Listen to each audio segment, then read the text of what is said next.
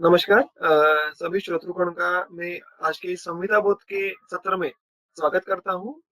आज हम अष्टांग हृदय इस ग्रंथ के गुल्म चिकित्सा इस अध्याय को देखने जाने वाले हैं।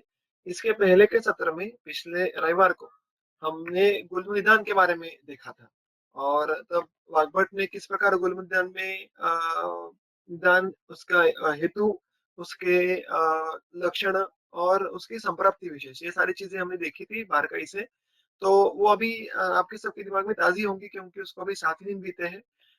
एक सिर्फ सवाल आ सकता है कि जब हम ये पढ़ते हैं बहुत बार गुल्म निदान पढ़ते हैं, तो हमें वो उतना फ़ैमिलियर नहीं लगता, जितना हमें कुष्ठ लगता है, ग्रहणी लगता है, ज्वर लगता है, प्रमेह लगता है, पांडु लगता है क्योंकि तुलना में जब हम भी हमारे विद्यार्थी दशा में होते हैं या हमारे चिकित्सा के शुरुआती सालों में होते हैं, तो हमारे पास इन सारे व्याधियों के रुग्ण ये बहुत ज़्यादा पैमाने में आते हैं जब तुलना करें तो। और गुल्म ये ग्रंथों से निदान होना, ये थोड़ा समय के बाद इस प्रकार के रुग्ण आना शुरू होता है, ऐसा व्यवहार में देखा जाता है। तो ऐसा एक सवाल आना बहुत ही स्वाभाविक है कि इस सारे निदान और चिकित्सा का में व्यवहार में कितना उपयोग है, अभी कितना उपयोग है और इसमें से अगर इसका अगर आप चिकित्सा देखने के लिए चाहे तो अच्छा खासा बड़ा है वो। तो इतनी सारी चीज़ों की पढ़ाई करके हमें आज के व्यवहार में कितना फ़ायदा होने वाला है। तो याद रखिए कि ये बात याद रखिए कि हम जब भी एक अधिकरण पढ़ते हैं, तो उस अधिकरण में जो भी संप्राप्ति के विशेष घटक है, उन घटकों का हमें बहुत बार सामना या हमें हमारे प्रैक्टिस में करना पड़ता है। मतलब क्या? तो अगर आप संग्रह देखने के लिए जाएँ, तो संग्रह ने ये बात बहुत अच्छी तरीके से स्पष्ट की है। सुश्रुत ने वो इनडायरेक्टली स्पष्ट की है कि संग्रह ने तो उसके निदान स्थान के अध्याय में कहा है, ये जो गुल्म है ना, वो बहुत ही ज़्यादा शूल उत्पन्न करता है और इसीलिए गुल्म का पर्याय नाम शूल है। ऐसा विधान अष्टांग संग्रह करता है। उसके आगे जाके सुश्रुत संहिता में गुल्म के अधिकरण में ही शूल नाम का एक अलग अधिकरण दिया है, जिसमें भिन्न-भिन्न कोष्ठ संबंध शूल, उनकी संप्राप्तियाँ तथा उनकी चिकित्साएँ दी गई है। तो कहने का यहाँ पे मतलब क्या है? तो हमें कोष्ठ संबंध भिन्न-भिन्न प्रकार के शूल व्यवहार में बहुत ज़्यादा देखने के लिए मिलते हैं, लेकिन उनकी गणना हमें बृहत्त्रयी में कहाँ पे करनी चाहिए, ये समझ में आता नहीं है। हम बहुत बार जो कल्प देखे हैं, सुने हैं, उनसे व्यवहार चला लेते हैं, लेकिन उनमें प्रिसिजन, अवस्था निश्चिति में स्पेसिफिसिटी ये चीज़ें होती नहीं है और इसलिए बहुत बार इवन इन एक्यूट स्टेजेस मतलब मैं सिर्फ पेट दुखना इसकी बात नहीं कर रहा हूँ। कोष्ठरुजा में गले से लेके गुदा भाग तक कहीं भी तीव्र रुझा हो सकती है। फिर वो आजकल के कंडीशन में जिसको हार्ट कंडीशन कहते हैं, उससे लेके मूत्राघात से लगते बहुत सारी कंडीशंस होती है। उन सब में तीव्र शूल ये अवस्था बहुत बार देखने के लिए मिलती है और तब अगर हम उस अवस्था को बारकाई से जानने की कोशिश करें, तो हमारे पास गुल्म के कल्पों का दालन खुल जाता है। अब आगे जाते यहाँ से लेके बहुत ही जो सीवियर मॉडर्न डायग्नोसिस के कैंसर जैसे रुग्ण होते हैं, उनमें भी बहुत बार अलग-अलग अवस्थाओं में जब हम निदान करने के लिए जाते हैं, तो हमें बहुत बार उनमें शूल शमनार्थ या विशिष्ट अवस्था शमनार्थ गुल्म अधिकरण के बारे में सोचना पड़ता है। तो उल्टा है कि हम गुल्म के बारे में सोचते नहीं क्योंकि हम बहुत बार उसको पढ़ते कम है तुलनात्मक रीत्या क्योंकि इंटरेस्ट कम आता है। दूसरा हम उसको विजुअलाइज़ करने में थोड़ा कम हो जाते हैं और इसकी वजह से उसके अंदर की बहुत सारी अवस्थाएँ हम मिस कर देते हैं। तो इसलिए गुल्म ऑन द कॉन्ट्ररी ये डे टू डे प्रैक्टिस में बहुत ज़रूरी है। उसके बहुत सारे कल्प हम जाने-अनजाने इस्तेमाल भी करते हैं। लेकिन आज हम क्या करने वाले हैं, उन सारे कल्पों को और अवस्थाओं को जानकर तर्कशुद्ध रीत्या कैसे इस्तेमाल कर सकते हैं, इसकी हम जानकारी आज थोड़े विस्तार से लेंगे। उसके पहले उसका जो पहला शुरुआत है गुल्म की, वो क्या है? तो अथातो गुल्मचिकित्सितं व्याख्यास्यामः इति स्माहुः आत्रेयादयो महर्षयः।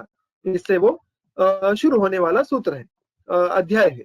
इस अध्याय की शुरुआत में जो पहले 60 सूत्र है, वो हमें वातज गुल्म इस गुल्म प्रकार के बारे में, उसके अलग-अलग अवस्थाओं के बारे में चिकित्सा बताते हैं। तो ये पहले अधिकरण हम पूरा करेंगे और फिर पित्तजादियों के बारे में देखने के लिए आगे बढ़ेंगे। तो जो ये देखने से पहले अष्टांग हृदय में जो निदान है, जो हमने पिछली बार देखा था, उसके संप्राप्ति में से जो कुछ महत्व के मुद्दे हैं, वो हम आज सिर्फ देख लेंगे क्योंकि उनका रेलेवेंस चिकित्सा शुरू करते समय बहुत ही ज्यादा है। तो ये सारी संप्राप्ति के घटक आपने पिछली बार देखे थे, तो मैं सूत्र तो नहीं पढ़ूंगा वापस। इसमें से जो भी मुझे हाइलाइटिंग पॉइंट्स लग रहे हैं वो मैं आपके सामने रखने की कोशिश करता हूँ। सबसे पहले तो आप सबको पता है कि वातोल बनाहा मलाहा, अगर गुल्म ये नाम आंखों के सामने आए तो पहली चीज जो आंखों के सामने आनी चाहिए वो है वात दोष। वात के बिना गुल्म हो ही नहीं सकता। हर एक गुल्म में वात का प्राधान्य बहुत ही ज्यादा होता है। ये एक बात। तो वातोल बनाहा मतलब वात प्रदान होने वाले 3 और उसके साथ रक्त भी, इन सारे दोषों के बारे में हमें सोचना पड़ता है। लेकिन वात ये सबसे पहली बात है। उसके बाद महास्रोतोनुशायिनः, महास्रोतस यानी अभ्यंतर रोग मार्ग, ये इसका आश्रय स्थान है। गुल्म ये प्राधान्यतः हम जो आगे चिकित्सा देखने वाले हैं, गुल्म देखो, हम अगर रोग मार्ग के बारे में देखे वर्णन देखे तो वहां पे इसका स्पष्ट तरीके से उल्लेख है कि गुल्म ये अभ्यंतर तथा बाह्य दोनों रोग मार्गों में दिख सकता है। लेकिन प्राधान्यतः हम जो चिकित्सा देखने वाले हैं आज, वो अभ्यंतर रोग मार्ग यानी कोष्ठाश्रित गुल्म की देखने वाले हैं। और इसलिए हम जो भी पूरा आज हमारा जो फील्ड होने वाला है, कार्य क्षेत्र होने वाला है, वो है महास्रोत। उसके बाद संप्राप्ति की घटनाएं जो बहुत महत्वपूर्ण है, जिसका हमें रेफरेंस आगे बहुत बार लेना है, वो है ऊर्ध्व अधो मार्गम आवृत्य। कोष्ठ में ही ये जो दोष होते हैं ना वातुल बढ़ा, वो क्या करते हैं, तो पहले तो ऊर्ध्व और अधो दोनों तरीके, दोनों मार्गों को अवरुद्ध कर देते हैं, दोनों मार्गों पे आवरण डाल देते हैं। और ये घटना बहुत जरूरी है क्योंकि जब तक हमें जब गुल्म की चिकित्सा करनी है तो सिर्फ गुल्म का नाश करना, गुल्म का नाश करना ऐसा गण के नहीं चलता है। गुल्म ये जो घनीभूत ग्रंथीभूत दोष संघात है, वो होने के पहले का जो पड़ाव है, वो पड़ाव ऊर्ध्व और अधो मार्गों का आवरण होना है। और जब तक इन मार्गों को हम शुद्ध नहीं करते, आवरणों को दूर नहीं करते, तब तक चिकित्सा पूरी नहीं होती। तो इस बात को भी हमें ध्यान में रखना है। बीच वाली चीजें आपको सबको पता है कि शूल प्राधान्य है इसमें। हमने ये भी देखा था जब हमने विदृति वृद्धि गुल्मों को शुरू किया था निदान में, तो ये सारे व्याधि ये दोष संघात प्रधान है, दोष संचय प्रधान है। और इसलिए गुल्म में तो ये बात बहुत ही बढ़िया ढंग से अभिव्यक्त होती है और इसीलिए उसको गुल्मत्व आता है। जो कैसे होता है, तो ग्रंथि रूपिणम, ग्रंथि जितना वो गाढ़ा डेंस उसका स्ट्रक्चर होने वाला है। और इसीलिए इस दोष संघात को भेदन के लिए, उसका दोषों को विलयन करके आगे ढकलने के लिए हमें बहुत ज्यादा वीर्यवान कल्पों की आवश्यकता होती है। और इसका रिफ्लेक्शन हमें आगे कल्पों के वर्णन में देखने के लिए बिल्कुल मिलने वाला है। ये सब देखने के बाद एक जो उन्होंने एक मुद्दा वहां पे बोला है, हाईलाइट किया है, वो है हर एक गुल्म की संप्राप्ति में जो भी वात दोष होता है उसके पीछे 2 पॉसिबल कॉजलिटी हो सकती है। ये आपको सबको बात पता है। इसका ज्यादा वर्णन हम बार बार जब देखते हैं, जो हम फ्रिक्वेंटली अध्याय पढ़ते हैं, वो वात व्याधि, उसमें हमने ये चीज देखी हुई होती है। वही यहाँ पे उन्होंने उद्धृत की हुई है कि वात का प्रकोप 2 वजह से हो सकता है। एक तो कर्षण की वजह से, या कफ पुरुष पित्त इनके द्वारा मार्ग के आवरण की वजह से। तो ये गुल्म के अधिकरण के उन्होंने स्पेसिफिक वर्णन यहाँ पे किया हुआ है। तो चिकित्सा में भी आगे हमें ये बात देखना बहुत जरूरी हो जाता है कि अवस्था एग्जैक्टली कौन सी है। कर्षण की वजह से यानी अपतर्पण और तजन्य रुक्षता, शुष्कता, उसकी वजह से वात प्रकोप हुआ है, या कफादि चीजों से मार्ग का आवरण होने की वजह से वात प्रकोप हुआ है। आपको अगर गुल्म के हेतु याद होंगे तो आप इसमें शुरुआत ही कर्षित रुग्ण इससे थी। और बहुत सारे हेतुओं के जो सेट्स थे उनमें रुग्ण कर्षण का डायरेक्टली इनडायरेक्टली वर्णन था। यानी कि शोधन के बाद इमीडिएटली विदाई आहार का सेवन करना, शोधन के बाद रुग्ण, ये कुछ अंशतः कर्षित ही होता है। वेगों का धारण करना, उदीरण करना, भोजन के बाद देह संक्षोभ करना, इस तरीके के जो हेतु थे, ये किस तरीके के थे, तो ये तो देह का संक्षोभ करने वाले थे। तो एक बात तो हमें यहाँ पे समझ में आ जाती है कि जो विहारात्मक हेतु है उनका उल्लेख हमें गुल्म हेतु में ज्यादा देखने के लिए मिलता है। और उनमें भी प्रायः जो देह संक्षोभ करने वाले हेतु है, उसके साथ साथ जो शरीर का कर्षण करने वाले हेतु है, उनका बार बार उल्लेख हमें गुल्म के हेतुओं में देखने के लिए मिलता है। और ये अल्टीमेटली किसके लिए कॉन्ट्रीब्यूट करता है, ऑब्वियसली तो बलवान वातु प्रकोप के लिए कॉन्ट्रीब्यूट करता है। और इसलिए ये सारी चीजें देखने के बाद एक यहाँ पे जो हाइलाइटिंग पॉइंट जो अंत का है, वो बहुत बहुत ज्यादा जरूरी है, वो है रौक्षात काठिन्यम आगतः। रौक्ष की अभिव्यक्ति इतनी ज्यादा होती है उस बात में कि वो मानो कठिन हो जाता है, और इसलिए तो स्पर्शोपलभ्य होता है। कठिन, ये रौक्ष का बहुत ही आगे का वर्जन है, उसकी प्लस प्लस सिविलिटी है। और इसलिए हमें सिर्फ कौन सा ही सामान्य स्नेह इस्तेमाल करके यहाँ पे चलता नहीं है, हमें स्नेह की आगे की कैटेगरी यूज करनी पड़ती है। स्नेह सिद्धि में हमें इसका कॉग्निजेंस बहुत बार लेने पड़ता है। वो किस तरीके से, वो हम चिकित्सा में आज देखने वाले हैं। तो ये सारे जो हाईलाइटिंग पॉइंट्स है वो यहाँ पे देखना बहुत जरूरी है। ये देखने के बाद हमें 4 मुद्दे ये क्लियर हो जाते हैं। एक तो यहाँ पे वातज्ञ चिकित्सा का प्राधान्य होने वाला है बाय डिफॉल्ट, और स्पेशली वातज गुल्म में तो वात बल ये बाकी गुल्म से बहुत ज्यादा होने वाला है। तो यहाँ पे तो वातज्ञ चिकित्सा का प्राधान्य ये बियॉन्ड एक्सपेक्टेशन है। उसके बाद प्रमुख गुण जो यहाँ पे दिख रहा है स्पष्ट रूप से, ये है रूक्ष, जिसका जिसकी सिविलिटी ये इतनी बढ़ गई है कि उसमें काठिन्य आ गया है। उसके बाद जो तीसरा पॉसिबिलिटी है वो देखिए हमने मार्गावरोध नाशन चिकित्सा। इसमें 2 तरीके के मार्गावरोध के एंगल देखे हमने। एक तो ऊर्ध्व अध, दोनों तरीके, दोनों बाजुओं से मार्ग का आवरण है, अवरोध है। लेकिन उसमें हमें देखना पड़ता है कि अनुबंध और अनुबंध्य दोष कौन से है, मतलब प्रधान दोष कौन सा है और उसका अनुबंधी दोष कौन सा है।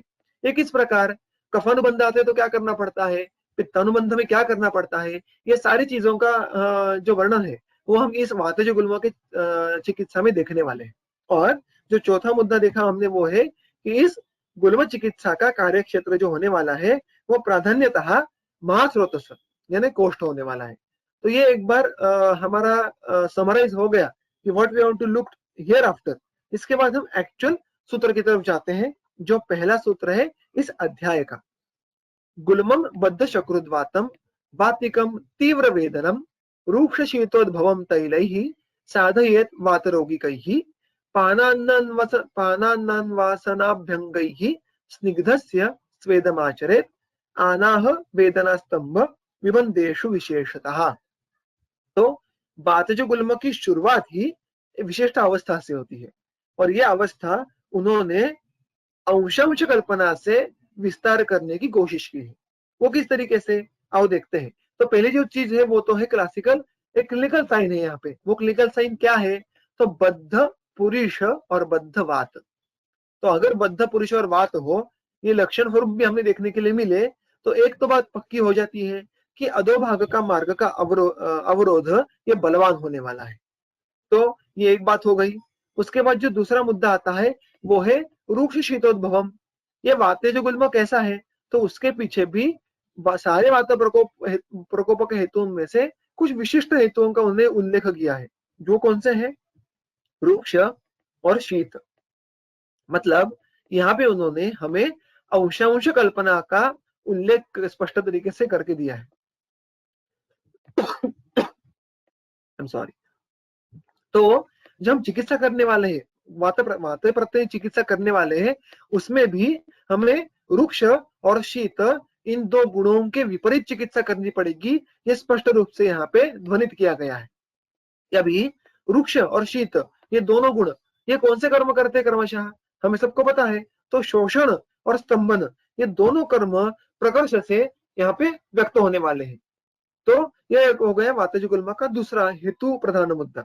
तीसरा जो मुद्दा है वो लक्षण विशेष जो आता है वो है तीव्र वेदनम। तो एक तो ये बात बहुत ही स्पष्ट तरीके से समझ लो कि जब कभी भी वात से वेदना या शूल होना है तो वहां पे वात की गति बदलना ये ऑब्वियस बात है। वात वैगुण्य के बिना शूल या वेदना नहीं हो सकती। और जब वो तीव्र होने वाला है, इसका मतलब वात का जो प्रकोप है, वात का जो मार्ग में वैगुण्य है वो बहुत ही बलवान होने वाला है। मतलब वात का प्रकोप यहाँ पे बहुत ज्यादा पैमाने पे दिख रहा है। तो ये सारी बातें आंखों के सामने रखने के बाद हम जो पहली चीज यहाँ पे डिड्यूस कर सकते हैं वो तो हमें चिकित्सा कौन सा सूत्र यहाँ पे पकड़ना है, और वो यहाँ पे स्पष्ट तरीके से दिया है कि स्निग्धस्य स्वेदनम। वो किससे करना है वो हम आगे देखेंगे। लेकिन चिकित्सा सूत्र तरीके से यहाँ पे देखो कि रूक्ष और शीत इनके जो कर्म देखे थे हमने, शोषण और स्तंभन, इनके एग्जैक्टली विपरीत यहाँ पे कर्मों का यहाँ पे उल्लेख किया गया है। वो है स्नेहन और स्वेदन, लेकिन उनमें भी एक विशिष्ट विधि बोली है। पहले तो स्निग्धस्य, स्निग्ध ये उस वातगुल्म रुग्ण का विशेषण है। मतलब क्या? तो हमें उस वातगुल्म के रुग्णों को पहले स्निग्ध करना है, इतना स्नेहन करना है कि वो बाह्याभ्यंतरतः सम्यक स्निग्ध के लक्षण दिखने तक उसको स्नेहन करना है, और वो होने के बाद स्वेदम आचरेत, स्वेदन करना है। तो ये क्रम ये बहुत जरूरी यहाँ पे ये दर्शाता है कि जो पहले हमने देखा था कि रूक्ष से काठिन्यत्व जो आता है उसको दूर करने के लिए हमें पहले रुग्ण का कितना बड़े पैमाने पे स्नेहन करना पड़ेगा। ये सिमिलर चिकित्सा सूत्र अगर आपको याद हो तो निरुपस्तंभित वात व्याधि के सामान्य चिकित्सा में आता है। तो केवलम निरुपस्तंभन नाम के जो विचारक का सूत्र है, दो सब ग्रंथों में उनका निर्देश उसी तरीके से है कि पहले आप अच्छे से स्नेहन कर लो, रुग्ण को स्निग्ध कर लो, और उसके बाद अगर आप स्वेदना करें तो जैसे उन्होंने वात व्याधि में बहुत बढ़िया दृष्टांत दिया है कि आप काष्ठों को भी झुका सकते हैं, तो फिर शरीर की क्या बात है। तो वही तर्क हम वातजगुल में भी लगा सकते हैं, और इस तरीके से इन दो चिकित्सा सूत्रों पे स्निग्ध करना है पहले और स्वेदन करना है, पूरे आगे के बहुत सारे कल्पों और उनके विस्तार हम कर सकते हैं। तो यह तो सबसे मूलभूत शुरुआत हो गई चिकित्सा की। उसके आगे जो उसके वैशिष्ट्य बोले हैं वहां पे कि इस चिकित्सा के लिए हमारे पास साधन क्या है, तो सबसे पहले तो स्निग्ध किससे करें, और यहाँ पे उन्होंने स्नेहन करने के लिए जो पहला विकल्प हमारे सामने रखा है वो है तैल और ना कि घृत, क्योंकि तैल ये स्निग्ध और उष्ण दोनों साथ में बाय डिफॉल्ट है, और सूक्ष्म गुण छोड़ दे तो बाकी सारे गुणों से वो वात के विरुद्ध कर्म करता है। तो यहाँ पे हमने पहले देखा था कि रुक्ष और शीत इन दोनों गुणों का प्राधान्य है।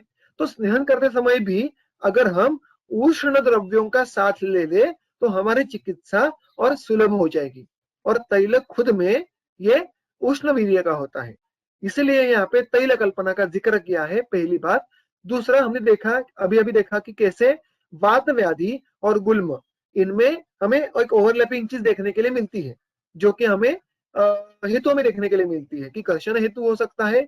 वहां पे क्या होता है उन्होंने आगे कहा है कि स्रोतस्सु रिक्तेषु, अगर वात व्याधि के सामान्य तो हम वातरोग में हमने देखा था कि कर्षण से जब कि धातु क्षय से वात प्रकोप होता है उसमें उन्होंने एक बहुत अच्छे तरीके से संप्रति के वर्णन करते हुए स्रोतों का वर्णन किया है, और वहां पे वो कहते हैं कि स्रोत से ये रिक्त हो जाते हैं। और चक्रपाणी जी वहां पे क्या कहते हैं, रिक्त मतलब क्या, तो स्नेहादि गुण शून्यानी, स्नेह इत्यादि जो गुण है वो यहाँ पे कम हो जाते हैं, इतने कम हो जाते हैं कि उनको शून्यत्व आ जाता है। और यही यहाँ पे जब वात प्रकोप गुल्म में कर्षण की वजह से होगा तो यही रिफ्लेक्शन हमें देखने के लिए मिलेगा। तो संप्राप्ति का ये घटक वात रोग और गुल्म में सामान्य है कि वात प्रकोप का एक बलवान हेतु यहाँ पे कर्षण हो सकता है, और अगर वैसा हो तो चिकित्सा भी दोनों की समान हो सकती है। वो क्या है, तो वात रोगो तो जो तेल है जो पान, अन्न, अनुवासन या अभ्यंग के लिए आप इस्तेमाल कर सकते हैं, उनके द्वारा आप रुग्णों को स्निग्ध करो। देखो यहाँ पे उन्होंने पान के लिए, आहार में संयोग के लिए, अनुवासन के लिए तो और अभ्यंग के लिए तो ऑब्वियस बात है, लेकिन पहले जो पानन के लिए भी यहाँ पे उन्होंने तैल का उल्लेख किया है। तो आप सोचिए कि यहाँ पे संघात भेदन के लिए तेल जैसे उष्ण व्यवाही विकासी द्रव्य की कितनी ज्यादा आवश्यकता होने वाली है। और यहाँ पे वातरोगम के जो तेल है उनके यहाँ पे उन्होंने उल्लेख किया है, वो कौन कौन से आते हैं, तो उसमें आप अगर देखोगे तो वात व्याधि में वाग्भट ने प्रसारिणी तेल, सहचरादि तेल, सहचर तेल, बला तेल, इनके क्रमशः वहां पे उल्लेख किए हैं। अभी अगर हम हर एक तेल के बारे में सूक्ष्म रूप से देखने के लिए जाए तो समय का अति विस्तार हो जाएगा, तो इसका जो इसके बारे में जो आप पढ़ना है वो आप खुद भी पढ़ सकते हैं, लेकिन हर एक तेल की अवस्था अलग अलग होनी चाहिए, ये बात जरूर ध्यान में रखिएगा। फॉर एग्जाम्पल बला तेल, ये बला तेल वातवादी का जो है वो व्यवहार में जो बला तेल मिलता है उससे बहुत ज्यादा इसमें घटक द्रव्य है, स्पेशली कल्क द्रव्यों का तो यहाँ पे जो समावेश है वो बहुत ज्यादा है। तो ये बला, क्षीर, इन जैसे द्रव्यों की वजह से अति संतर्पण और इनके कल्क द्रव्यों की वजह से वो सूक्ष्म इस तरीके से हो जाता है। तो संतर्पण की बहुत ज्यादा जब आवश्यकता होगी तब आप बला तेल से इस्तेमाल करेंगे। जब कफ का थोड़ा अनुबंध रहेगा, जब कुछ अंश में मार्गावर ज्यादा रहेगा और उसको दूर करना है तो सहचरादी तेल जैसा तेल पिक्चर में आएगा एंड सो ऑन। तो हर एक तैल का भी अलग अलग अध्ययन करके उसकी अलग अलग अवस्था हम निकाल सकते हैं। इसका हमें यहाँ पे जो जानकारी रखना ये ज्यादा आवश्यक है। तो ये 4 तेल तो यहाँ पे स्पष्ट रूप से हम व्यवहार में इस्तेमाल कर सकते हैं। इनका यहाँ पे अगर अग्नि अच्छा हो तो पान के लिए भी इस्तेमाल करना है, ये बात यहाँ पे आप हाईलाइट करके रखिएगा, क्योंकि गुल्म जैसा बलवान संघात भेदन करने के लिए तैल ये घृत से कई ज्यादा उपयुक्त कल्पना है। ये यहाँ पे बहुत ही ऑब्वियस बात है और इसलिए यहाँ पे पहले तैलों का उल्लेख आता है। तो तैल के पान अन्न अनुवासन अभ्यंग, इनके द्वारा स्निग्ध होने के बाद क्या करने के लिए बोला है? स्निग्धस्य स्वेदम आचरेत। और वो स्वेद आचरण किस अवस्था में विशेष रूप से करने के लिए कहा है? तो वो अवस्था है आनाह वेदना स्तंभ विबंधेषु। अभी ये जो आनाह वेदना स्तंभ विबंधेषु ये लक्षण विशेष है, इनमें स्वेदन की आवश्यकता अधिक क्यों होने वाली है? क्योंकि ये प्रायः जब मार्गावरोध और वो भी शीत गुण से बलवान हो तो हमें देखने के लिए मिलना ये बहुत फ्रीक्वेंटली दिखता है। जब शीत से स्तंभने शक्ति ये हम देखते हैं। और स्तंभना मतलब क्या? तो मार्ग का बंद हो जाना। और मार्ग का बंद होने के बाद वहां पे वात की संचिति इतनी बलवान हो जाएगी और उसके लक्षणों की अभिव्यक्ति इतनी बलवान हो जाएगी कि वहां पे हमें आनाह वेदना आदि लक्षणों की अभिव्यक्ति ये बहुत ही सीवियरली लिखने के लिए मिलेगी।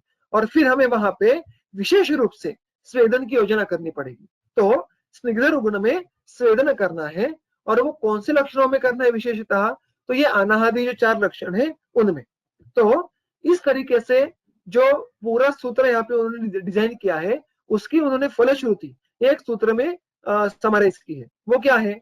तो क्रमशः यहाँ पे उन्होंने कहा है कि स्रोतसा मार्दवम कृत्वा जित्वा मारुतम उल्बणम भित्वा विबंधम स्निग्धस्य स्वेदो गुल्मम अपोहति। तो इसमें क्या क्या होता है? तो स्निग्धस्य स्वेदः, अगर स्निग्ध रुग्ण का हम स्वेदन करें तो 3 चीजें होती है।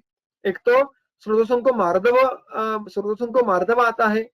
स्रोतों को मार्दव मतलब क्या? देखो हमने पहले देखा था कि कर्षण ये गुल्म का एक बहुत महत्वपूर्ण हेतु है। तो उसमें जो कर्षण होता है वो किसका होता है? वो शरीर धातु स्रोतों से इनका होता है। और इसलिए चिकित्सा में हमें सिर्फ वातानुलोमन करना इतना ही अप्रोच एटीट्यूड लेके नहीं चलता है। स्रोतों को मार्दव करना ये बहुत बेसिक यहाँ पे रिक्वायरमेंट है। और इसीलिए पहली चिकित्सा में स्निग्ध करना तैल से और स्वेदन करना ही आता है। और इसमें कब तक करना है उसको? सिर्फ स्निग्ध करना मतलब सिर्फ उसको स्नेहन करना इतना ही वहां पे अपेक्षित नहीं है। उसको मृदुभूत करना, सॉफ्टनेस लाना, ये भी यहाँ पे बात बहुत जरूरी है। That is the extent of स्नेहन ग्रंथकार एक्सपेक्ट्स। ये पहली चीज हो गई। दूसरा उल्बणम मारुतम जित्वा, ये तो हमने देखा है कि स्नेहन स्वेदन से स्पेशली जब हम तैल इस्तेमाल करेंगे फिर स्वेदन करेंगे वात के सारे गुणों के विपरीत चिकित्सा होने वाली है। और इसलिए जो वृद्ध मारुत है, जो प्रकोपित मारुत है, उस पे ऊपर विजय प्राप्त करना ये एक चीज यहाँ पे होने वाली है। और तीसरी बात जो गुल्म में बहुत जरूरी है, विबंधम भित्वा। तो ये जो विबंध होने वाला है कोष्ठ में उसका भी भेदन करना, ये भी स्निग्धस्य स्वेदन इस क्रमशः चिकित्सा से साध्य होने वाला है। और अगर ये तीनों चीजें ये साथ में होती है तो ही गुल्मम अपोहति। अपोहति का मतलब क्या? दूर करना, नाश करना, ऐसा उसका मतलब होता है। तो गुल्म को अगर दूर करना है, उसको नाश करना है, तो हमें ये 3 घटनाएं साध्य करनी पड़ेगी। और उसके लिए स्निग्धस्य स्वेदन ये मूलभूत अपेक्षा हमारे चिकित्सा से है। तो ये तो हो गया तैल योजना और उसके बाद स्वेदन योजना के बारे में। इसकी जो चिकित्सा का सूत्र के जो आगे की छटा है वो हम आगे के सूत्र में देखेंगे। उन्होंने यहाँ पे क्या कहा है? तो स्नेहपादम हितम गुल्मे विशेषेण ऊर्ध्वनाभिजय पक्वाशय गते बस्ती उभयम जठराश्रय। तो गुल्म की स्थान के अनुरूप यहाँ पे चिकित्सा वैशिष्ट्य उन्होंने उद्धृत किया है। तो गुल्म का स्थान, गुल्म के 5 स्थान है वो हम सबको पता है। वो कौन कौन से हैं? तो हृदय, बस्ती, नाभि, इसमें और पार्श्व, 2 पार्श्व जो होते हैं वो पकड़ के 5 हो जाते हैं। तो इन सारों का अवस्था में ध्यान में लाकर उनमें हमें चिकित्सा करना अभिप्रेत है। और उसके लिए उन्होंने यहाँ पे हमें निर्देश दिए हैं कि अगर ऊर्ध्वनाभिज गुल्म हो तो स्नेहपान करना है, पक्वाशयगत गुल्म हो तो बस्ती करनी है, और उभयाश्रित गुल्म हो तो हमें जठराश्रित गुल्म हो तो हमें उभय चिकित्सा करनी है। मतलब क्या? तो स्नेहपान और बस्ती। लेकिन इस पूरे सूत्र में जो एक बहुत ही महत्वपूर्ण शब्द है वो है विशेषण। विशेषण का मतलब क्या होता है? स्पेशली। तो इससे हम इसका मतलब कैसे देख सकते हैं सूत्र का? तो एक तो पहली पंक्ति पहले देखते हैं कि गुल में स्नेहपानम हितम, गुल्म में स्नेहपान हितकर होता है। मतलब इर्रिस्पेक्टिव ऑफ गुल्म का स्थान क्या है, वो ऊर्ध्व है या अध है, हमें कौन से भी गुल्म में स्नेहपान हितकर होने ही वाला है। लेकिन स्पेशली विशेषण उसका उपयोग हमें ऊर्ध्वनाभि इस स्थान में होने वाला है। समझ में आ रहा है ना? मतलब क्या? तो सिर्फ ऊर्ध्वनाभिज गुल्म में स्नेहपान करना ऐसा मतलब नहीं है। तो गुल्म में व्याधि में अलग अलग अवस्थाओं में अन्यत्र भी आप स्नेहपान का उपयोग कर सकते हैं, लेकिन उसका विशेष उपयोग, स्पेशल उसका यूटिलाइजेशन आप ऊर्ध्वनाभिज गुल्म में कर सकते हैं।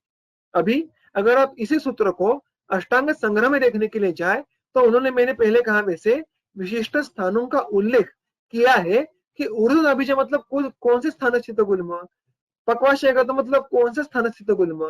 तो ये तो बहुत उन्होंने स्पष्ट तरीके से आगे रखी हुई है। वो क्या है?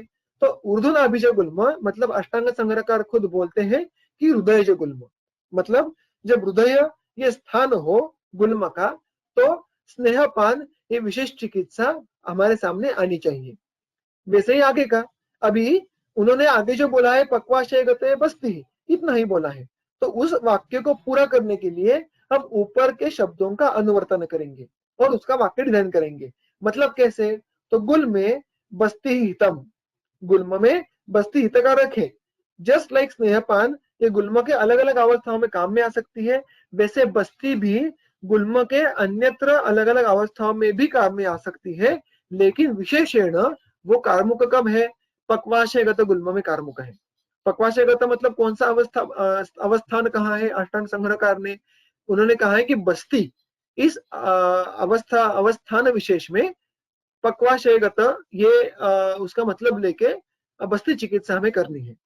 और उसी तरीके से उभयम जठराश्रय, इस अगर शब्दों का विस्तार करके उसका वाक्य रचना करनी है तो कैसे कर सकते हैं? तो यहाँ पे भी गुल्मे उभयम हितम, गुल्म और हित इन शब्दों का अनुवर्तन करना है। लेकिन उभय मतलब क्या? यहाँ पे दोनों हितकर है, स्नेहपान भी हितकर है और बस्ती भी हितकर है। क्यों? क्योंकि यहाँ पे गुल्म का जो स्थान है वो है जठर। अभी जठर इस शब्द से प्रायः उदर इतना सामान्य पर्यायवाचक शब्द और उसका मतलब ले सकते हैं, लेकिन इस अधिकरण में, इस कॉन्टेक्स्ट में उसका जो अर्थ लेना है हमें, वह अष्टांग संग्रह ने स्पष्ट तरीके से कहा है, वो है नाभि पार्श्वाश्रय। तो उन्हें वहां पे क्या कहा है कि विशेष रूप से जब नाभि तथा दोनों पार्श्व यहाँ पे गुल्म का आश्रय हो तो वहां पे स्नेहपान तथा बस्ती दोनों का इस्तेमाल करना है। तो हम अगर इस ऊर्ध्वनाभिज, पक्वाशय और जठर इन परिभाषाओं का अष्टांग संग्रह से विस्तार करें तो हमें बहुत ही स्पेसिफिक जानकारी मिलती है। ये यहाँ पे हमने हमारे सामने देखा। यहाँ पे ये सब चिकित्सा देखते देखते एक मैं सिर्फ बात आपके सामने रखना चाहता हूँ कि हमने जो चिकित्सा में सामान्य संप्राप्ति में एक घटक देखा था कि ऊर्ध्व और अधो मार्गों का आवरण है। तो अगर ऊर्ध्व मार्ग का आवरण है तो प्रायः यथासन्नम विशोधयेत, मतलब नजदीक से मार्ग से दोषों को बाहर निकाल दो। इस लॉजिक से हम वमन का इस्तेमाल कर सकते हैं क्या? देखो, हमने ग्रंथ ने क्या कहा है कि नजदीक के मार्ग से दोषों को बाहर निकालना है, और संप्रति में क्या देखा है हमने कि ऊर्ध्व और अध दोनों तरह पे मार्गावरोध होता है। तो ऊर्ध्व जो मार्गावरोध है उसको अगर वो आमाशयुक्त हो तो उसको हमें मुख से निकालना आसान है, दोषों को मुख से निकालना आसान है। तो वमन करना चाहिए या नहीं करना चाहिए? तो उसका उत्तर हमें मिलता है कि गुल्म ये वमन के लिए अनर्ह है। लेकिन ऐसा क्यों? अगर हम तर्क के साथ वो समझे तो ये बात हमारे दिमाग में पक्की बैठ जाएगी। तो बेसिकली तो ये बात बहुत मुश्किल तो नहीं सोचने के लिए। वमन से वात प्रकोप होता है। आप विधिवत भी वमन करने के लिए जाए तो अल्टीमेटली याद रखो कि वमन करना ये छर्दी वेग का उदीर्ण करने जैसा है, और इसीलिए वमन के दरमियान विधिवत वमन भी किया जाए तो भी वात प्रकोप ये होता ही है। हम उसको संभल के, उसको कम रख के, हम उसका पूर्व कर्म ढंग से करके, पश्चात कर्म ढंग से करके हम उसको मैनेज करते हैं। लेकिन गुल्म जैसे व्याधि में वमन देने के बाद वात प्रकोप बहुत ज्यादा होना, ये बहुत ही सहज रूप से हो सकता है, और इसीलिए वमन का गुल्म में सामान्यता निषेध है। एकाध अवस्था में वमन का उल्लेख आता है, लेकिन ऊर्ध्व मार्ग विशुद्धि के लिए वमन का ये सामान्यता निषेध देखने के लिए मिलता है।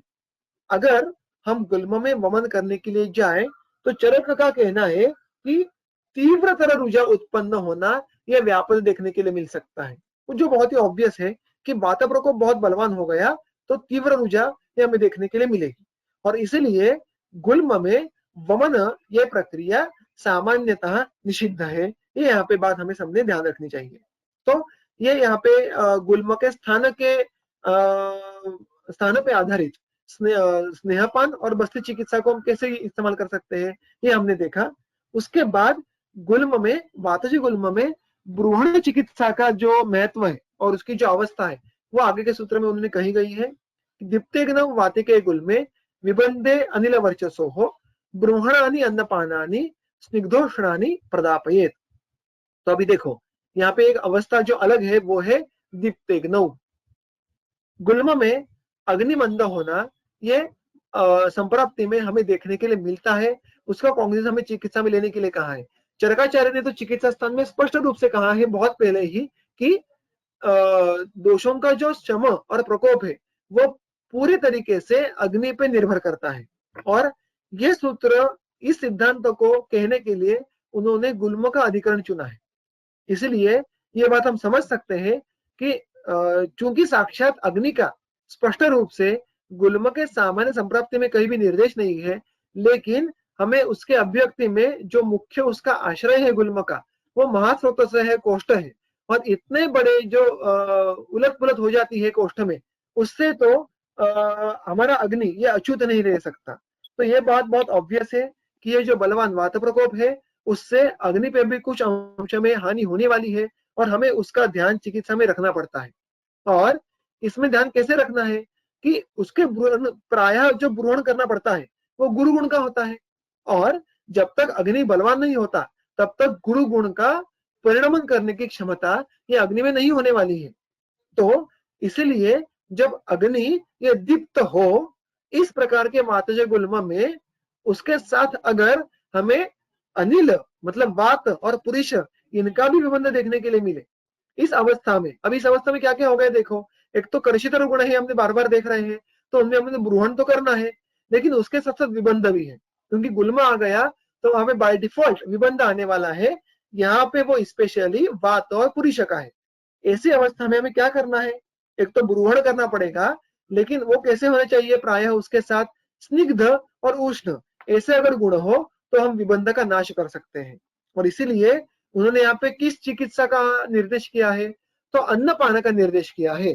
किस तरीके के अन्नपान, ब्रूहण। हमें सबको ये पता है कि अगर ब्रूहण करना है तो किसी भी चिकित्सा द्रव्यों से भी ज्यादा अन्न का प्राधान्य अन्न का महत्व बहुत ज्यादा है। शरीर का ब्रूहण जिस प्रकार से आहार और मतलब अन्नपान करेगा उस प्रकार से कोई भी दवाई नहीं कर सकती, ऐसा ग्रंथ वचन है। और इसीलिए यहाँ पे ब्रूहण के लिए अगर अग्निदीप्त हो तो हम रुग्ण को आहार देंगे, अन्नपान देंगे। किस तरीके का अन्नपान देंगे, तो वो स्निग्ध और उष्ण इन गुणों वाला अन्नपान देंगे। ये बहुत ही सरल लेकिन महत्वपूर्ण सिद्धांत यहाँ पे उन्होंने कहा है। और उसके बाद वो एक बार जो दोहराते हैं वो हमें चिकित्सा सूत्रों को हाईलाइट करने के लिए बहुत इंपॉर्टेंट है कि पुनः पुनः स्नेहपानम निरुहा सानुवासना प्रयोज्यावातजे गुल्मे कफ पित्तानुरक्षिणः। कि अभी तक जो चिकित्सा सूत्र देखे हमने, चिकित्सा अलग अलग उपक्रम देखे, उनमें स्नेहपान और निरोहा सानुवासना मतलब अनुवासन के साथ निरोह बस्ती, इनका पुनः पुनः प्रयोग करने के लिए कहा है। तो ये हमें गुल्म में स्नेहपान तथा बस्ती चिकित्सा का महत्व अंडरलाइन करने के लिए सूत्र का उन्होंने यहाँ पे निर्देश किया है। ठीक, स्नेहपान और बस्ती इनका बार बार उपयोग आपको गुल्म में करना पड़ेगा। और बात जो गुल्म में करना है, अगर ये हमने ऑब्वियसली अधिकरण देख रहे हैं तो उनमें ये बात बहुत ऑब्वियस है कि बात जो गुल्म में ही करना पड़ेगा, लेकिन वो हमें जो एक कंडीशन से अप्लाई बोलते हैं वो है कफ पित्तानुरक्षिणः। आप सोचो, हमने शुरू कहां से किया था? स्निग्धस्य स्वेदनम। उसमें पहले क्या देखा था हमने कि तैल का पान करो, अभ्यंग करो, अनुवासन करो। तो तैल, इसका हम अगर इतना बड़े पैमाने पे पान करें, उसके बाद उन्होंने कहा था कि बस्ती का भी आपको बार बार इस्तेमाल करना पड़ेगा। उसके बाद फिर स्निग्ध उष्ण आहार का उल्लेख आया था। ये अगर हम बहुत ज्यादा शरीर को इससे एक्सपोज कर दे तो पॉसिबिलिटी क्या रह जाती है कि इनसे कफ पित्त का प्रकोप हो जाए। तो इसलिए ये बात ग्रंथों को भी भली भांति मालूम है कि इतने सारे स्निग्ध उष्ण उपक्रमों को शरीर को एक्सपोज करने के बाद कफ पित्त प्रकोप हो सकता है अगर हम इनको इनजुडिशियसली जरूरत से ज्यादा दिन, ज्यादा प्रमाण में एक्सपोज करें तो कफ पित्त प्रकोप हो सकता है। और इसीलिए यहाँ पे उन्होंने स्पष्ट तरीके से हमें गाइडलाइन दी है कि चूंकि स्नेहपान और बस्ती को बार बार प्रयोग करना है वातज गुल्म में, लेकिन यह बात बिल्कुल ध्यान में रखनी है कि उपक्रमों के दौरान कभी भी कफ पित्त का प्रकोप ना हो, कफ पित्त की रक्षा की जाए। मतलब क्या? तो कफ पित्त की जो साम्यावस्था होगी, जो भी अवस्था होगी उसको वैसे ही मेंटेन रखे, उसको हद से बढ़ने ना दे, उसके प्रमाण में वृद्धि ना हो। तो ये बात का ध्यान हमें वातज गुल्म के चिकित्सा में रखना बहुत जरूरी है। इसके बाद वो जो और एक स्पेसिफिक चीज पे आते हैं वो है बस्ती पे। कि सारी चिकित्साओं को देखने के बावजूद दे बैंक ऑन बस्ती चिकित्सा मोस्ट, उनका ज्यादा जो निर्भरता है उनकी वो बस्ती पे है। वो क्या कहते हैं ग्रंथकार? बस्ती कर्म परम विद्यात गुल्मग्नम। तो बस्ती कर्म परम गुल्मग्नम विद्यात, बस्ती कर्म ये गुल्म का नाश करने के लिए सर्वश्रेष्ठ है। क्यों? तभी मारुतम स्वस्थाने प्रथमम जीतवा सद्यो गुल्मम अपोहति। वह बस्ती कर्म ये वात को सबसे पहले खुद के स्थान में ही पराभूत करता है। मतलब बस्ती क्या है? बस्ती ये वात दोष के मूल स्थान की चिकित्सा है। तो अगर हम बस्ती कर्म का विधिवत उपयोग करें तो क्या होता है? एक तो वात का खुद के स्थान में ही पराभव हो जाता है। और अगर हमने जस्ट लाइक समझो किसी भी देश को पराभूत करना है तो हमें उसके राजधानी, जो आर्थिक राजधानी होगी, उसका पराभव करना जरूरी होता है। अगर चीन को भारत पे कब्जा करना है तो उसको कुछ तो 4-5 छोटे छोटे जो गांव है उस पर कब्जा करके कोई फायदा होने वाला नहीं है। उसको क्या करना पड़ेगा? उसको मुंबई, दिल्ली, इन पे कब्जा करना पड़ेगा। वैसे ही हमें गुल्मों को अगर पराभूत करना है तो उसके जो मूलतः बात है उसको पराभूत करना पड़ेगा। और उसका घर कहाँ पे है, उसकी शरीर की राजधानी कहाँ पे है? वो पक्वाशय में है। इसलिए बस्ती कर्म यानी कि निरूह अनुवासन ये यहाँ पे सबसे प्रधान चिकित्सा हो जाती है, क्योंकि जो सबसे पहले वो क्या करती है तो स्वस्थान में बात का पराभव करती है। और क्या करेगी बस्ती यहाँ पे? तो बस्ती एक तो निरूह अनुवासन, इसलिए स्नेहन करेगी, उसके साथ साथ विबंध नाश करेगी, निरोग बस्ती स्पेशली। और जो भी दोष संचिति कोष्ठ में है, जो भी स्थूल वात है, पुरुष है, उसके अनुबंध कफ पित्त है, उनको बलपूर्वक शरीर के बाहर निकालेगी, वात का अनुलोमन भी करवाएगी। ये सारी चीजें अकेला बस्ती कर्म करने की क्षमता रखता है। और इसीलिए उन्होंने कहा है कि तस्मात् अभीक्ष्णशः गुल्माः निरुवैः सानुवासुनैः प्रयुज्यमानैः शाम्यति वात पित्त कफात्मकः। सिर्फ वातज गुल्म में नहीं, वो गुल्मों को यहाँ पे व्याधि प्रत्यनिक चिकित्सा की तरह एस्टेब्लिश कर रहे हैं कि आप बात ये हर एक गुल्मों में देखने के लिए मिलता है। इसीलिए अभीक्ष्णशः, अभीक्ष्णशः मतलब क्या? नित्य, रिपीटेडली आप गुल्म के निरूह और अनुवासन बस्तियों के द्वारा शमन करने की कोशिश करो। कौन से गुल्म? सारे दोषज गुल्म, वातज, पित्तज तथा कफज। और हमें इसके लिए साधनभूत इस प्रकार के निरोगों का, कुछ निरोगों का साक्षात उल्लेख ये कल्प साधन में देखने के लिए मिलता है। एरंडमूलादि जो निरोग है, जो हमारे व्यवहार में बहुत ज्यादा है, उसके फलश्रुति में गुल्म आ जाता है और ये निरोह विशेषता वातग्न निरोह कहा गया है। उसके बाद जो रासना वृषादि निरोह बोला है कल्पस्थान में वाग्भट में ही, उस वो जो क्लासिकली पित्तग्न निरोह कहा गया है, उसके भी फलश्रुति में पित्तज गुल्म का उल्लेख हमें देखने के लिए मिलता है। तो ऐसे कुछ बस्ती है जो हम डायरेक्ट इस्तेमाल कर सकते हैं। ऐसे भी हमें करना पड़ता है कि जहां पे हमें क्लासिकल कफ और गुल्म इनकी साझा फलश्रुति देखने के लिए नहीं मिलती।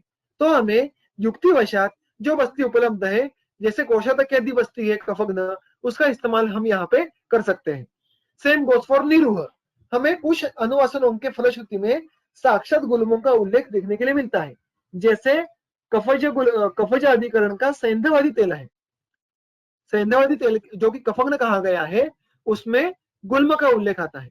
तो वो तेल हम यहाँ पे बिना कुछ सोचे कफज गुल्म की अवस्था में इस्तेमाल कर सकते हैं अनुवासन के लिए।